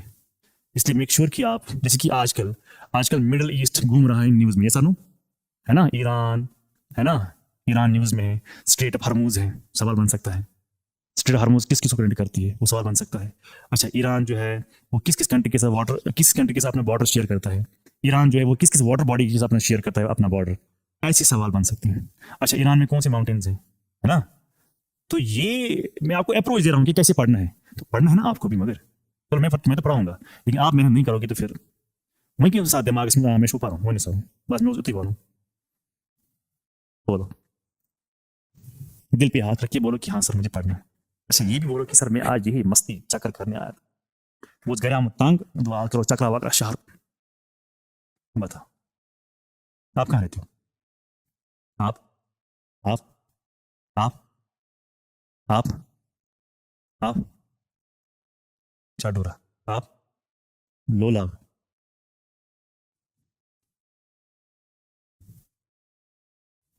अक्की पार्टी चाहिए थे कुपवारा बोनो अक्का तास। आई होप कि कश्मीरी थोड़ी बहुत होगी प्रॉब्लम, कश्मीर समझ में आती है? नो, बाकी आती है सबको। मैं आपको एक बात बोलूंगा, चाहे आपको लगे दिल पे या ना लगे, मगर मैं बोल के जाऊंगा, जितने भी आप यहाँ हो ना, आपको सबको सिलेक्ट नहीं होगी, मगर जिसको होगी ना वो आप में से होगा। अब वो कौन होगा वो मैं डिसाइड नहीं करूंगा, वो आप डिसाइड करें। सर ने आप दिमाग बुई, मुझे पता है सबको आया दिमाग में मैं ही हूं, लेकिन नहीं, शीशे को देख के ये ना बोलना कि मुझे लगता है कि मेरी आंटी जैसी शक्ल है, ये गलत फहमी है। नहीं है आपको शक, आप काले क्यों ना हो, आप टेढ़ी क्यों ना हो शक्ल से, it doesn't matter, what matters is कि आप मेंटली कितना स्ट्रांग हो। तो वो आप थोड़ा सा देखिए, बाकी जो आप समझते हो मैं अपना, तो ये नहीं रहता है, याद गई कम तो है ना। फिरौन उसने ही थे, फिरौन की गोद में कौन पला थे? मूसा अलैहिस्सलाम। इसलिए मैं कहता हूँ कि कोई नहीं आज तक रहा, सबको वापस जाना है। आज आप बहुत स्ट्रांग हो, कल आप नहीं होंगे, आज आप कमजोर हो, कल स्ट्रांग हो जाओगे, लेकिन मेहनत करनी है। The day you stop challenging yourself, बस ये चैलेंज वर्ड जो है ना, ये मेरी जिंदगी में सबसे इंपॉर्टेंट वर्ड है मेरी जिंदगी में। जिस दिन आपने चैलेंज करना अपने आप को बंद किया, उस दिन आप खत्म। सीधा मैं बोलूंगा, ये ना समझने कि मेरी नौकरी लगी तो उसके बाद बैठूंगा, नहीं, उसके बाद मेहनत करनी है, किसी न किसी और फील्ड में कोई ना कोई और चीज देखना है, बैठना नहीं है। बैठेंगे क्यों?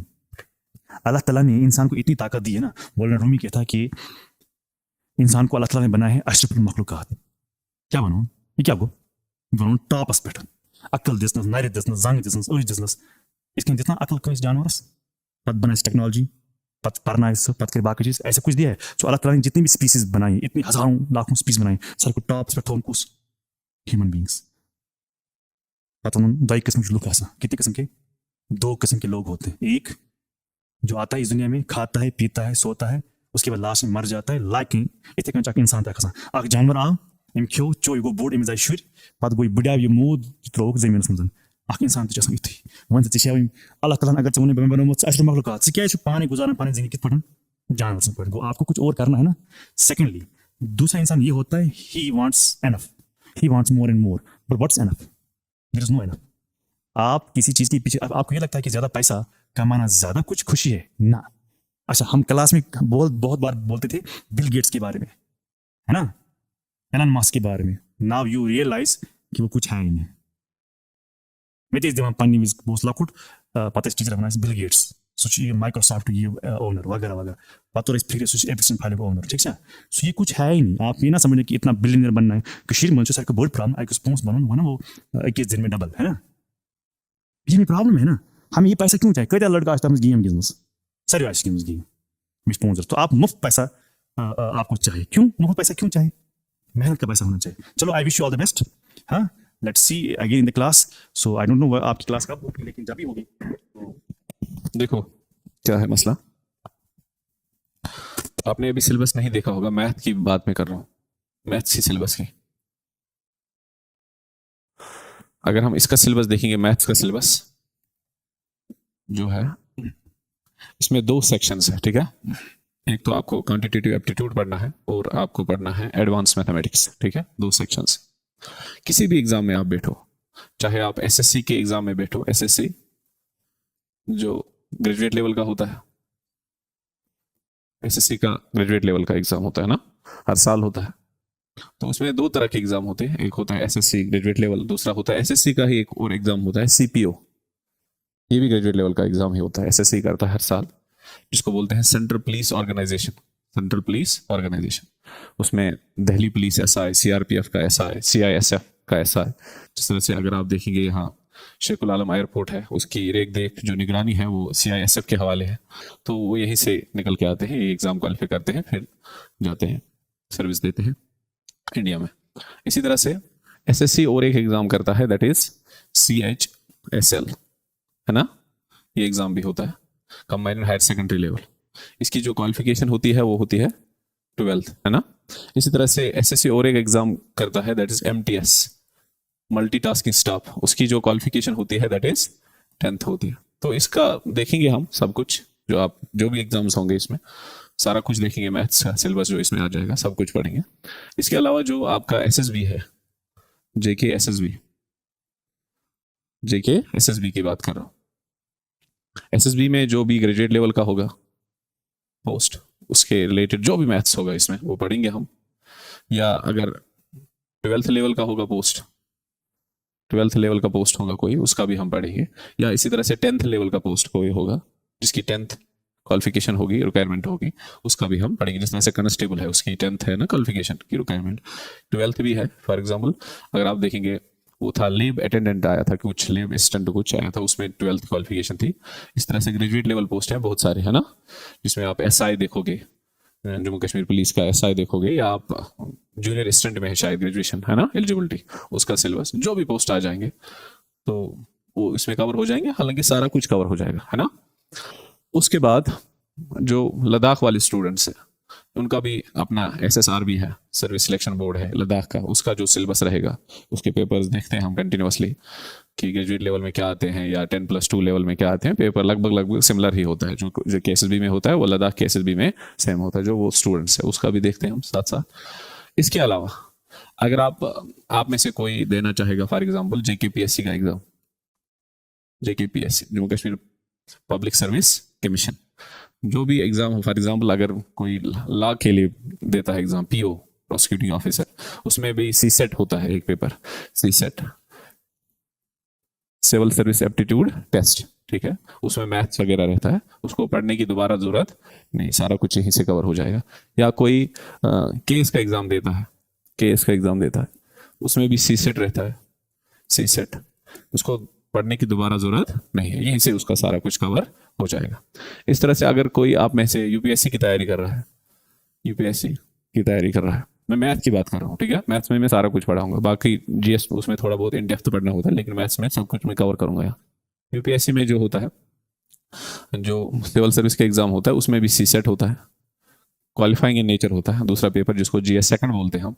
तो अगर वो क्वालिफाई नहीं होगा आईएएस में, तो आपकी मेंस में के लिए आप क्वालिफाई नहीं करोगे। आपको पहले पेपर की जीएस फर्स्ट की मार्किंग ही नहीं होती है, पहले सी सेट पेपर को ही चेक किया जाता है कि इसने क्वालिफाई किया है कि नहीं, तभी जाके आपको जीएस फर्स्ट पेपर जो होता है उसकी मार्किंग होती है, फिर आप मेंस के लिए तैयार हो जाते हो लिखने के लिए। ये सारा कुछ हम पढ़ेंगे, इन डिटेल पढ़ेंगे, स्टार्टिंग से पढ़ेंगे, लेकिन मेरा क्लास अभी नहीं है, आपको बाकी क्लास से अभी, ठीक है। तो जब मेरा क्लास स्टार्ट होगा मैथ्स का क्लास, तब हम बिल्कुल स्टार्टिंग से आ जाएंगे, जीरो लेवल से आ जाएंगे। जिस तरह से इसकी सीक्वेंस बन रही है मैथ्स की सीक्वेंस, फॉर एग्जाम्पल मैथ्स में आप बीच में टॉपिक नहीं उठा सकते हो, क्योंकि आपको पहले नंबर्स की नॉलेज होनी चाहिए, एडिशन आना चाहिए, सब्ट्रैक्शन आना चाहिए, मल्टीप्लिकेशन आना चाहिए, ट्रिक्स आनी चाहिए उसकी कि कैसे मल्टीपल करेंगे, डिवीजन कैसे करेंगे, बाकी चीज़ें आपको स्क्वायर रूट की नॉलेज होनी चाहिए, क्यूब रूट की नॉलेज होनी चाहिए, स्क्वायर्स की नॉलेज होनी चाहिए, ये नंबर सिस्टम सारा कुछ, फ्रैक्शंस की नॉलेज होनी चाहिए। ये सारा कुछ अगर पता होगा आपको, फिर आप अर्थमेटिक के टॉपिक्स उठा सकते हो।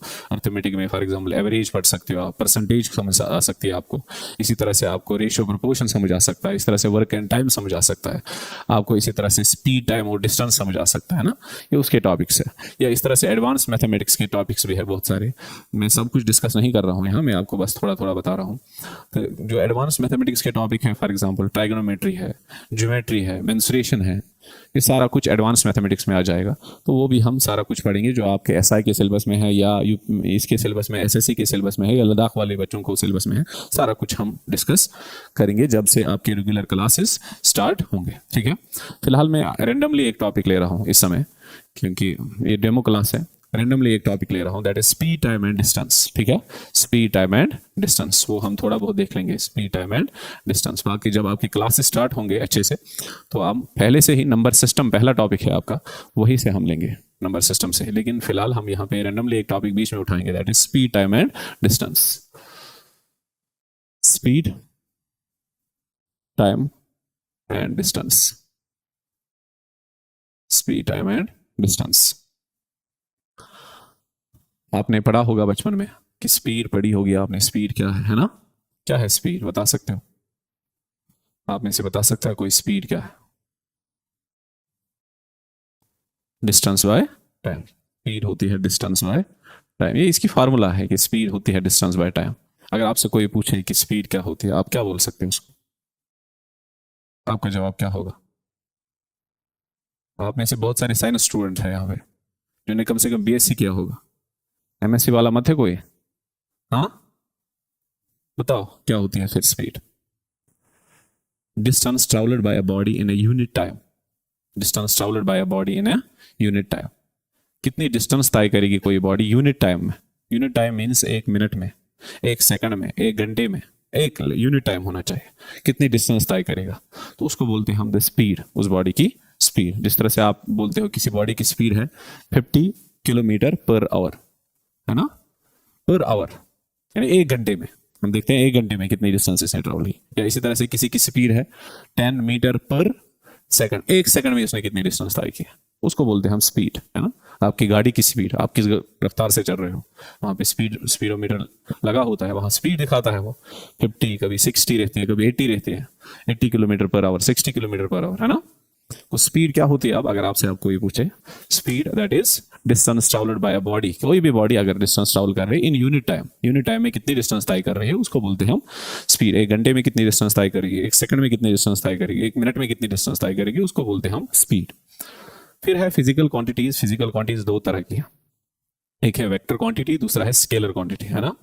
लेकिन जो स्पीड है ये एक स्केलर क्वांटिटी है, इसका बस मैग्नीट्यूड है, इसकी डायरेक्शन।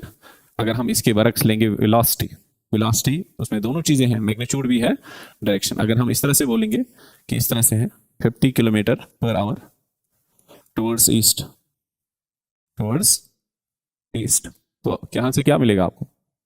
तो यहाँ से क्या कंसेप्ट मिल रहा है आपको कि इसकी एक तो मैग्नीट्यूड है दैट इज 50 किलोमीटर, है ना, 50 किलोमीटर टुवर्ड्स ईस्ट, वो इसकी डायरेक्शन भी है टुवर्ड्स ईस्ट, वो ये स्पीड नहीं, इसको हम बोल सकते हैं ये वेलोसिटी है किसी बॉडी की, क्या है जिसमें दोनों चीजें होंगी, मैग्नीट्यूड भी होगा, डायरेक्शन भी होगा। लेकिन आपको यहाँ स्पीड पढ़नी है, स्पीड, टाइम और डिस्टेंस देखना है हमें।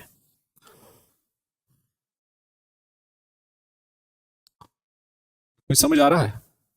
हाँ, speed, time and distance. Speed आपको समझ आ गई, स्पीड क्या है। अब है इसके बाद units of speed, units of speed, units of speed. Speed के यूनिट्स, स्पीड के क्या यूनिट्स है?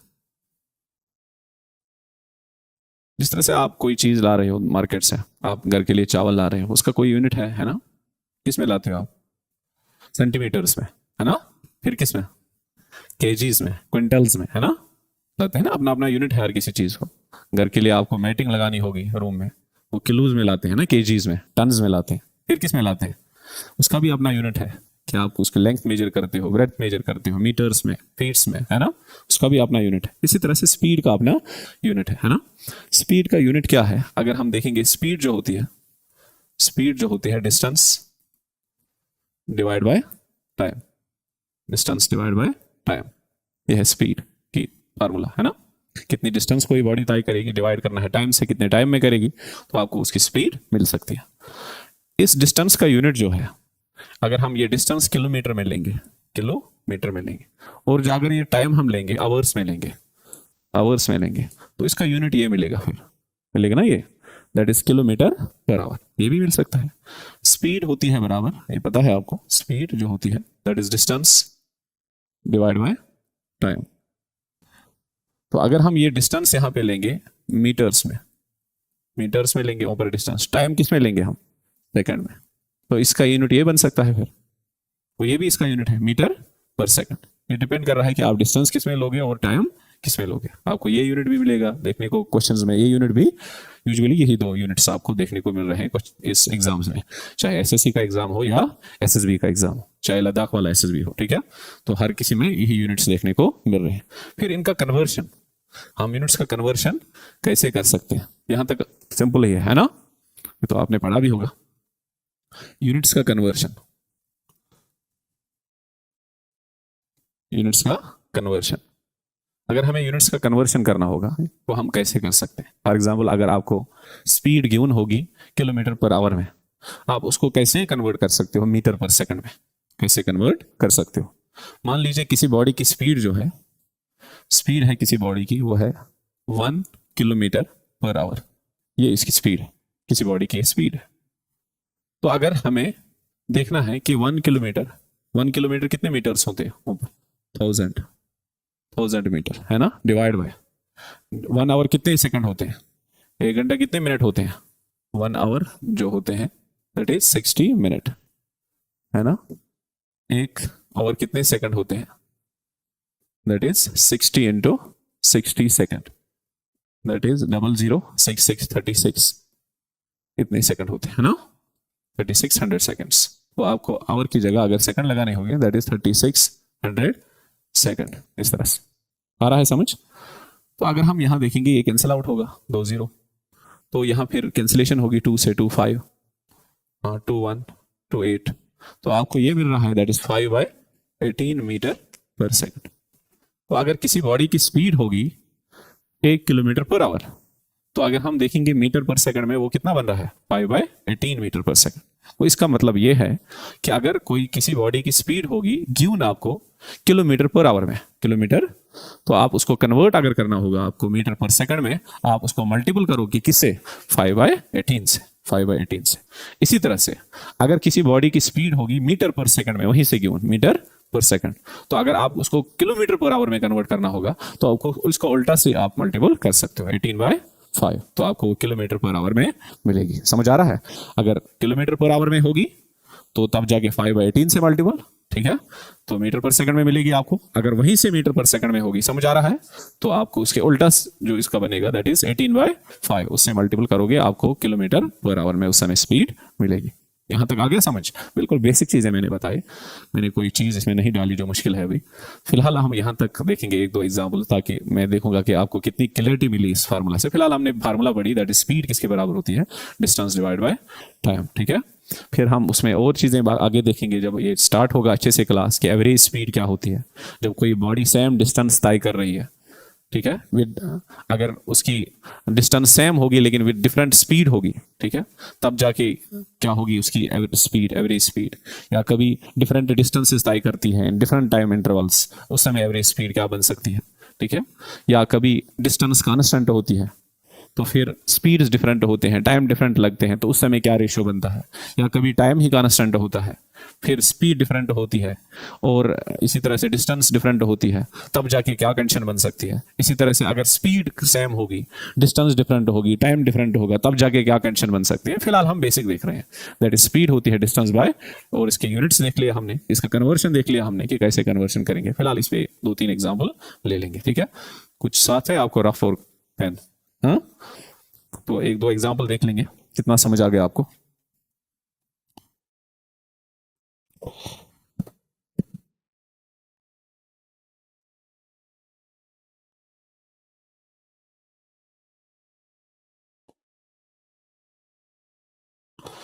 चलो पहला क्वेश्चन देखते हैं हम, पहले एग्जाम्पल क्वेश्चन देख लेंगे हम,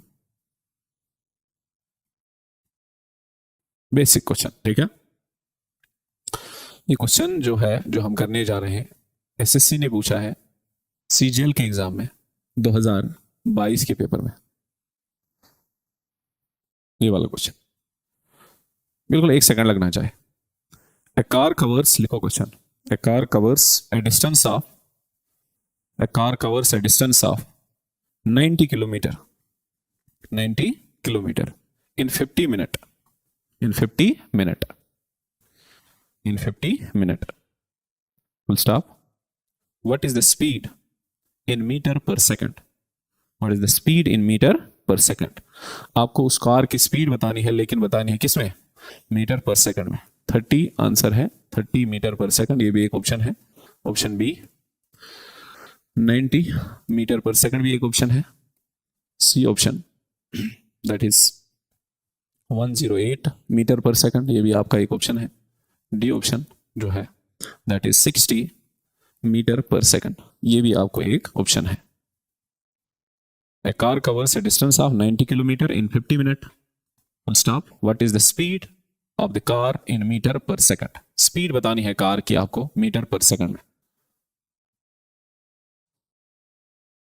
ये है आपके ऑप्शंस। कौन सा, ये लास्ट है, ये है 108, सॉरी 108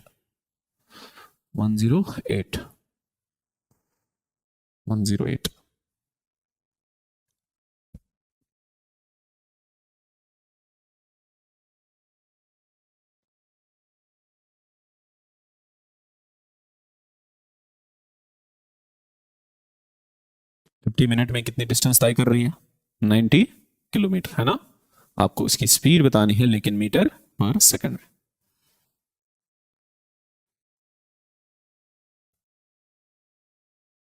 देखो, अगर आप देखेंगे यहां जो आपको गिवन है, डिस्टेंस कितनी तय कर रही है, कितनी डिस्टेंस निकाल रही है कार, वो है 90 किलोमीटर। और जो इसको टाइम लग रहा है, टाइम कितना लग रहा है इसको कवर करने में, 50 मिनट। ये आपको गिवन है ये चीज, आपकी इसकी स्पीड बतानी है, लेकिन मीटर पर सेकंड में बतानी है।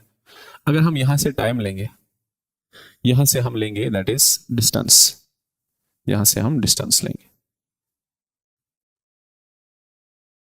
यहां से हम डिस्टेंस लेंगे।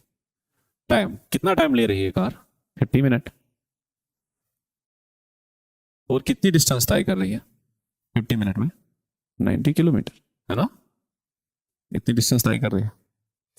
तो अगर हम देखेंगे, हमें स्पीड बतानी है इसकी मीटर पर सेकंड में, मीटर, इसमें आपको स्पीड बतानी है, स्पीड निकालनी है आपको, पता होना चाहिए क्वेश्चन क्या है, ये निकालना है। तो क्या इस 50 मिनट को हम सेकंड में कन्वर्ट कर सकते हैं, टाइम को सेकंड बना सकते हैं। 50 मिनट कितने सेकंड हो गए, 50 इंटू 60, है ना। आपको पता है कि 1 मिनट कितने सेकंड होते हैं, 60। तो 50 मिनट कितने सेकंड होंगे, 50 इंटू 60, क्योंकि मिनट बड़ा यूनिट है टाइम का, सेकंड इससे स्मॉलर यूनिट है। जब बड़े यूनिट को स्मॉलर यूनिट में कन्वर्ट करते हैं हम, तब जाके मल्टीपल करते हैं। जब स्मॉलर यूनिट को बड़े यूनिट में कन्वर्ट करते हैं, तब जाके डिवाइड करते हैं फैक्टर से, जो आपस में इनका फैक्टर होगा। ठीक है, तो यहाँ 50 मिनट अगर आपको बताने हैं 50 मिनट कितने सेकंड हो गए, 50 इंटू 60 सेकंड, कितने सेकंड। इसी तरह से यहां से अगर आप देखेंगे, आपको मीटर पर सेकंड को आपको डिस्टेंस मीटर में बनानी है, किलोमीटर है। 1 किलोमीटर आपको पता है, 1 किलोमीटर कितने मीटर होते हैं, 1 किलोमीटर होते हैं 1000 मीटर, इतने होते हैं। तो ये किलोमीटर में है 90 किलोमीटर, ये कितने मीटर होंगे, 90 इंटू 1000, है ना, 90 इंटू 1000 मीटर आ गया, ये भी मीटर में यहां से। लेकिन हमें डिफिनेशन जो है स्पीड की, वो कोई भी बॉडी कितनी डिस्टेंस तय करेगी इन यूनिट टाइम, एक यूनिट टाइम में। वो यहां से टाइम अभी यूनिट नहीं है, 1 सेकंड नहीं है, वो यहां से हमें क्या बनाना है, इसको 1 सेकंड बनाना है। यूनिट टाइम में कितनी डिस्टेंस तय करेगी, उसी को बोल सकते हैं हम स्पीड। तो अगर हम देखेंगे ये डिवाइड हो जाएगा, यहां सारा ये 60 भी यहां डिवाइड हो जाएगा, तो इसका मतलब ये 0 और ये 0 कैंसिल, डिवाइड हो जाएगा, और ये 0 और ये 0 कैंसिल। फिर 5 से कैंसिलेशन, 5 1s आर, क्योंकि 5 2s आर, है ना। फिर किसी से कैंसिलेशन होगी, किसी से होगी, और फिर ये 6 बच गया यहां से, हाँ 2 1s आर, 2 3s आर, और किसी से होगी 3 1s आर, 3 3 3 0। तो यहां बच गया बस 1 सेकंड। कुछ समझ आ रहा है, 1 सेकंड बच गया, यहां से क्या बच गया, 30 मीटर। इसका मतलब है स्पीड जो है, स्पीड जो है वो है 30 मीटर पर सेकंड। ये आपको आगे पर सेकंड आ गया ना, 1 सेकंड इसकी स्पीड। तो इसका ऑप्शन ए। अब मत है मुश्किल, समझ आ गया। चलो और एक क्वेश्चन देखते हैं, ये आ गया समझ, फिर से मत बताना है किसी को, बिल्कुल बेसिक क्वेश्चन, 0 लेवल का क्वेश्चन। मेरे जो नोट्स है उसमें ये 0 से भी नीचे लेवल का क्वेश्चन है, ठीक है। तो इसलिए मैंने आज आपका डेमो क्लास भी है, मैं आपको हायर मैथमेटिक्स नहीं समझा सकता हूँ पहले ही क्लास में, तो फिर आप कल नहीं आ जाओगे, इसलिए फिलहाल 0 से ही शुरुआत करेंगे। अगर कहीं किसी को फिर से बताना है, फिर से बता सकता हूँ, किसी को फिर से बताना है, हाँ। बाकी आप डरो मत कि ये क्या होता है कि 1 किलोमीटर 1000 मीटर कैसे होते हैं, ये चीजें हम सब कुछ देखेंगे। लेकिन जब हम शुरुआत से आ जाएंगे, नंबर सिस्टम पहले हम पढ़ेंगे, सब कुछ नंबर सिस्टम एक बहुत बड़ा टॉपिक है, उसको कवर करेंगे, फिर ये चीजें आपको खुद ही क्लियर हो जाएंगे, फिर आप इस चीज पे पहुंच जाओ। मैंने आज रैंडमली ऐसे ही टॉपिक उठाया, क्योंकि मैं ऑलरेडी एक क्लास में आज पढ़ा रहा था यही, इसलिए दिमाग में यही आ गया, ठीक है। हो गया ये, नेक्स्ट वन।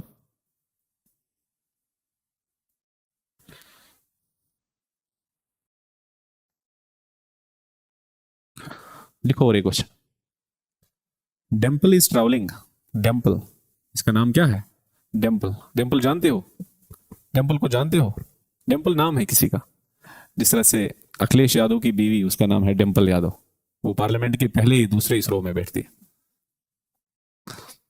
जब उसकी शादी हुई उसके साथ, उस समय बवाल मच गया था कि ये इतनी खूबसूरत है, इसने इसके साथ, अखिलेश के साथ शादी क्यों की। चलो वो दूसरी कहानी है, फिलहाल हमें क्वेश्चन है यहाँ। Dimple is travelling eight A speed of 90 kilometre per our, 90 kilometre per our. Dimple है किसी का नाम, आपको इसकी ओर गौर नहीं करना है ज्यादा, ये आपका ही नाम भी हो सकता है कभी। लेकिन किस स्पीड से जा रही है, 90 किलोमीटर पर आवर, ये इसकी स्पीड है डिम्पल की, इसकी स्पीड, इस स्पीड से जा रही है on A highway, on A highway, highway पे जा रही है। हाईवे पे अच्छी खासी स्पीड भी होती है, इसीलिए हाईवे बनाते हैं ताकि अच्छी खासी स्पीड मेंटेन रह जाए। कामा while Sachin is traveling, while Sachin is traveling at a speed of 108 kilometre per our.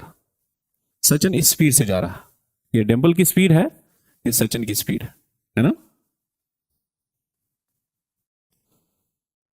Full stop. What is the difference in their speeds? What is the difference in their speeds? इनकी speeds में क्या अंतर है, difference है। What is the difference in their speeds? In meter per second. In meter per second. Metre per second में वो difference बतानी है आपको। मीटर पर सेकंड आया किस में है क्वेश्चन, एसएससी में आया है, CHSL एग्जाम में आया है, और ईयर था 2022, ये था ईयर, और इवनिंग शिफ्ट था, इवनिंग शिफ्ट में आया, ठीक है, शिफ्ट होते हैं ना 2-3, तो इवनिंग शिफ्ट में क्वेश्चन आया। तो आपके ऑप्शंस में दे सकता हूं, ऑप्शन ए, इनकी डिफरेंस बतानी है स्पीड्स की, लेकिन मीटर पर सेकंड में, 5 मीटर पर सेकंड, बी इसी तरह से 6 मीटर पर सेकंड, इसी तरह से आपको C option that is 4 metre per second, इस तरह से D option that is 3 metre per second. ये इसके ऑप्शंस हैं। हाँ ए, हाँ डिम्पल और सचिन की स्पीड गिवन है आपको, आपको इनकी डिफरेंस बतानी है स्पीड्स की, लेकिन मीटर पर सेकंड में। अगर हम यहां डिफरेंस देखेंगे, इनकी डिफरेंस क्या है, देखो बिना पेन चलाए होगा, पेन चलाने की कोई जरूरत नहीं है। डिफरेंस क्या है स्पीड्स की इनके बीच में, 18 है ना, गैप कितनी है इनके बीच में, ये 90 है, ये 10, इसकी ज्यादा है, इनकी डिफरेंस है आपस में वो है 18 किलोमीटर पर आवर। ये आपको पता चल गया इनकी डिफरेंस कितनी है, लेकिन ये किलोमीटर पर आवर में आ गया। इसी को हम कन्वर्ट करेंगे किस में, मीटर पर सेकंड में। ये 18 किलोमीटर पर आवर जो है, इसको हम मीटर पर सेकंड में कैसे कन्वर्ट कर सकते हैं, 18 इंटू 5/18। अभी आपने पढ़ा था ना, जब किलोमीटर पर आवर में होती है स्पीड, अगर उसको मीटर पर सेकंड में कन्वर्ट करना होता है, तब जाके उसको क्या करते हैं हम, तो हम उसको मल्टीपल करेंगे किससे, 5/18 से। अगर वहीं से होगा मीटर पर सेकंड में, तो आप उसको कन्वर्ट करना होगा किलोमीटर पर आवर में, उसको मल्टीपल करना होगा 18/5 से, है ना, उल्टा इसका, तो ये आ जाएगा मीटर पर सेकंड में। तो ये 18 और 18 कैंसिल, 5 मीटर पर सेकंड। अब मत है मुश्किल, हो गया, एसएससी ने आया था इस पेपर में, कोई मुश्किल चीज नहीं है, लेकिन जब इंसान पढ़ता है अच्छे से, कंसेप्ट्स क्लियर होंगे, तो आपके सभी कंसेप्ट्स क्लियर करेंगे इंशाल्लाह। चलो और एक क्वेश्चन,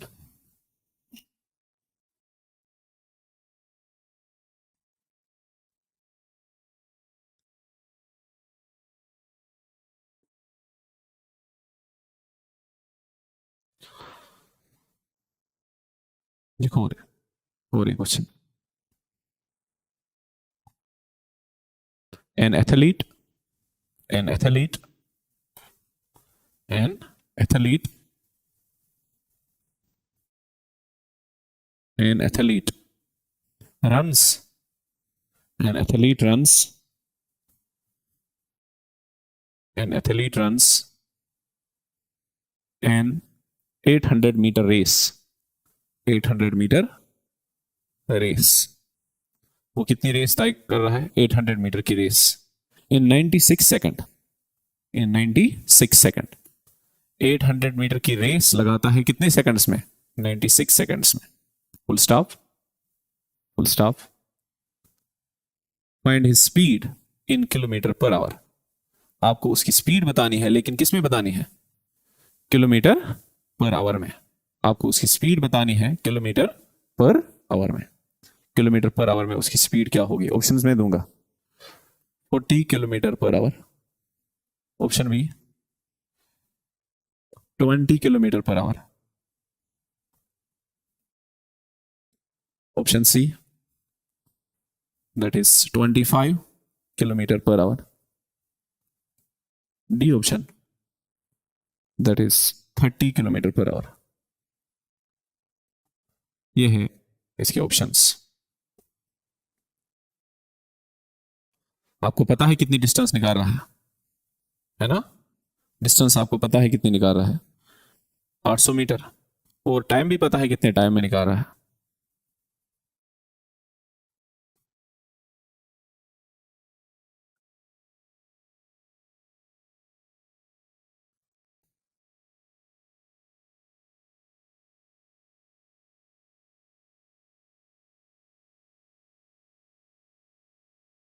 किया किसी ने, हाँ 30 किलोमीटर पर आवर हो गया। आप पहले इसकी स्पीड देखोगे, स्पीड क्या बनेगी इसकी, मीटर, इस डिस्टेंस कितनी निकाल रहा है, वो है 800 मीटर की, और टाइम कितना लग रहा है इसको, 96 सेकंड। आपको इसकी स्पीड बतानी है, लेकिन किलोमीटर पर आवर में, है ना। अगर हम इसकी स्पीड देखेंगे, स्पीड होती है distance divide by time. Distance कितनी निकाल रहा है, 800 मीटर की, डिवाइड बाय टाइम 96 सेकंड। अगर हमें इसको कन्वर्ट करना होगा, 800 डिवाइड बाय 96 इसको करना होगा कन्वर्ट किलोमीटर पर आवर में, क्या करेंगे मल्टीपल 18/5 ये आ जाएगा किलोमीटर पर, और फिर आप कैंसिलेशन कर सकते हो ना, 5 1s are 5, 5 1s are 5, कितने बच गए यहाँ से 3, 5 6 5 0, फिर किसी से और हो रहा है 2 से 2 2 9 2 4 2 8, फिर 3 से, ये भी 3 से हो रहा है 3 3 3 1 3 6, फिर आ जाएगा 16 1 16 1 16 0, तो कुल मिला के आपको बच रहा है ऊपर 10 into 3, बाकी नीचे 1 into 1 है ना, 10 into 3 किलोमीटर पर आवर, तो ये आपको आ सकता है that is 30 kilometre per hour, ये ठीक है,